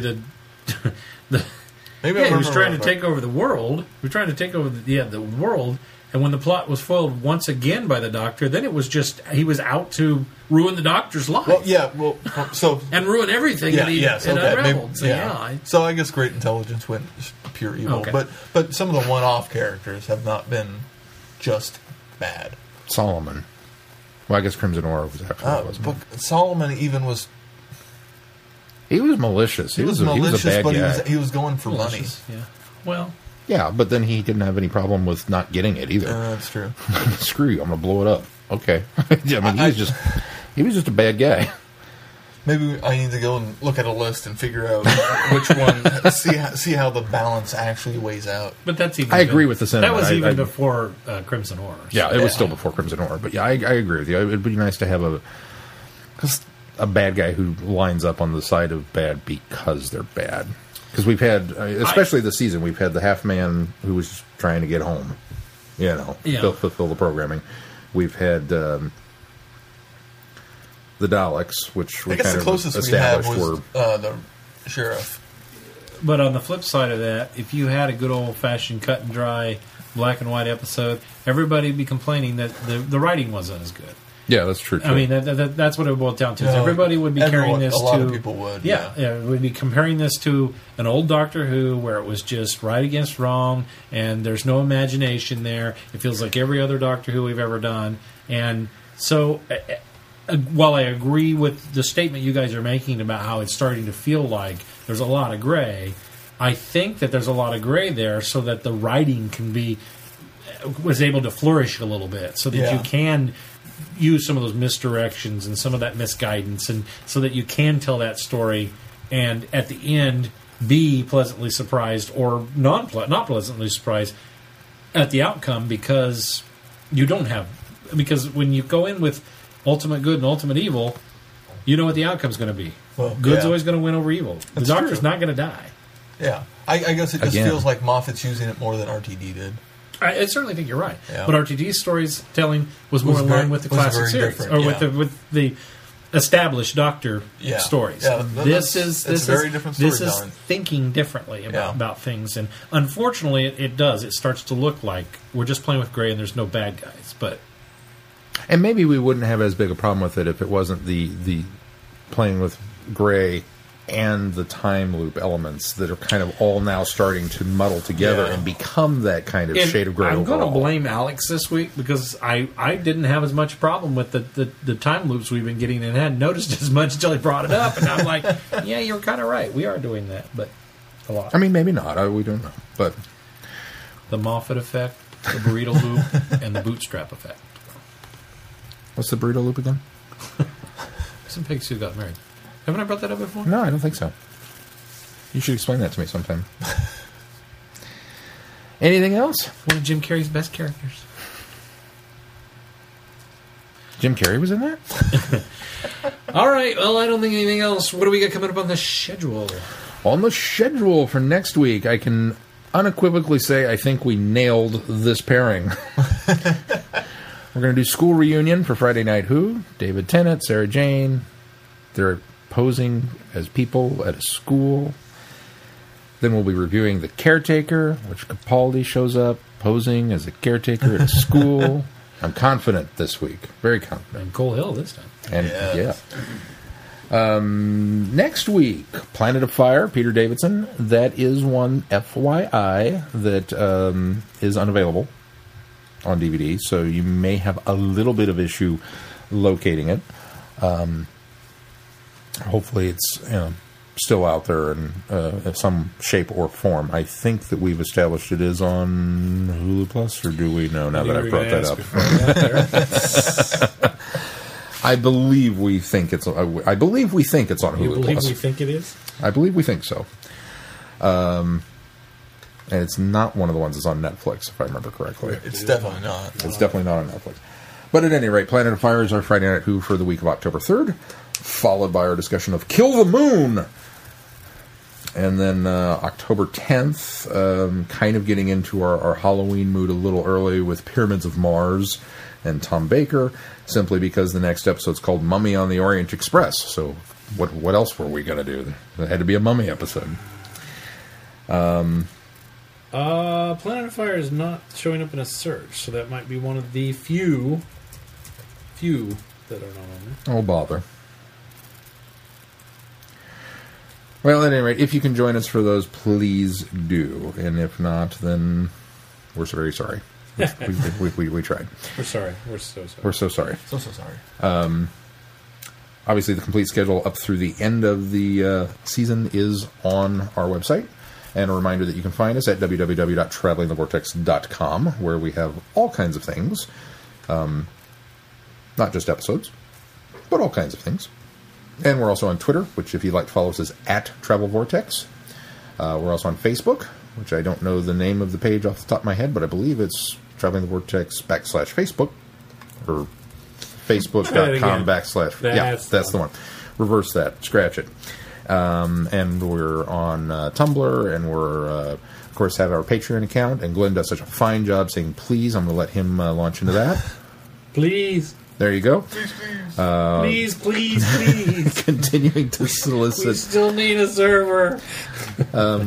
And if any of our listeners are tech savvy and have some suggestions, please feel free to email us at feedback@travelingthevortex.com. Because we are running out of time here. Maybe we'll get into a time loop and it'll self-resolve itself. We won't have to worry about it. We're working hard behind the scenes here to make sure that we continue. But all the support we can get financially will help. And obviously, did you talk about Amazon Amazon store? And I did not mention the Amazon store. You can support us that way. Spreadshirt site. Spreadshirt. Still working on getting some more designs up there, but we do have one up there. There's coffee mugs. There's shot glasses. Those aren't very expensive. So if you're looking for a cheap gift for somebody, those are good. I should totally order a T-shirt for our next convention appearance. Yeah, like you almost tried. Like I almost tried to do this. Well, and we know now that we will. I don't know if we've got official dates yet. Do we? For which one? For Slash and Bash. Yeah, it was the 20th and 21st, I think, or 21st and 22nd. If you're in Topeka and around and available on the 20 whatever, what date? Let me double check. We'll double check the dates in October. Oh wait, I'm sorry. I think it's the 25th and 26th of October. I believe that's what he told us. We think it's the 25th and 26th. We'll get that confirmed and have that posted next somewhere. Week. How's that sound? and posted on all the various mentioned sundry places that we will be having a table at Slash and Bash, which is Topeka's horror science fiction movie festival. I was struggling for the word. It was right there. Well, because convention is always... That's what's been popped in my head. This is actually a film festival. It's a film festival with sci-fi and horror. And so we'll have a table there, and you can come say hi and pick up a flyer, and the flyer will list all those places that we just gave you where you can go and find us. Right. And Keith's nodding his head because he's falling asleep. He's going to be there. He'll be there this time. I will be there this time. He will be there this time. And maybe if we all ask nicely and clap our hands and wish, he'll show up as the 11th Doctor. Maybe. Yes. Maybe. I'm wishing. It'll be good weather to wear tweed. I was walking across campus the other day, and that storm had come through in the clouds and everything, and it's one of my perfect days. I love days that are overcast and about 60, 70 degrees. I get real excited. Melancholy days, I love them too. I don't know why. I just really like those days. And then I had the thought, it's almost scarf weather. The scarf will be making an appearance soon. If there is nothing else, I will leave you with, I thought was a bit of a comedy moment. When we were watching this episode tonight, Time Heist, with my family, my son, who's watching along with us, who's 6, mind you, when the doctor has resolved what's happening here, and they go to open the door to find the teller's mate that has been trapped, the doctor opens the door, and my son says, "Hey, why is that one in there sitting on the toilet?"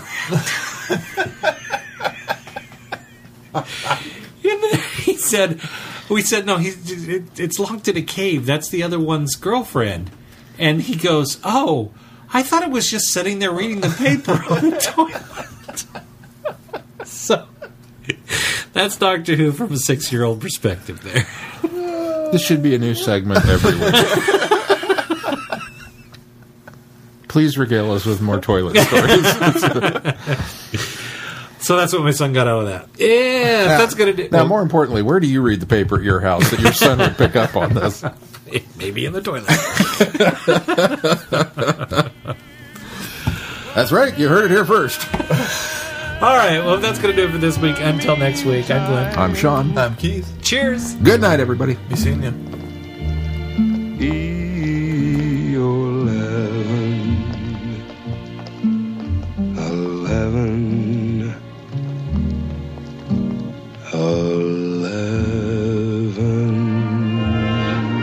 You have been listening to Traveling the Vortex, Doctor Who and all of its associated programs are owned and trademarked by the BBC.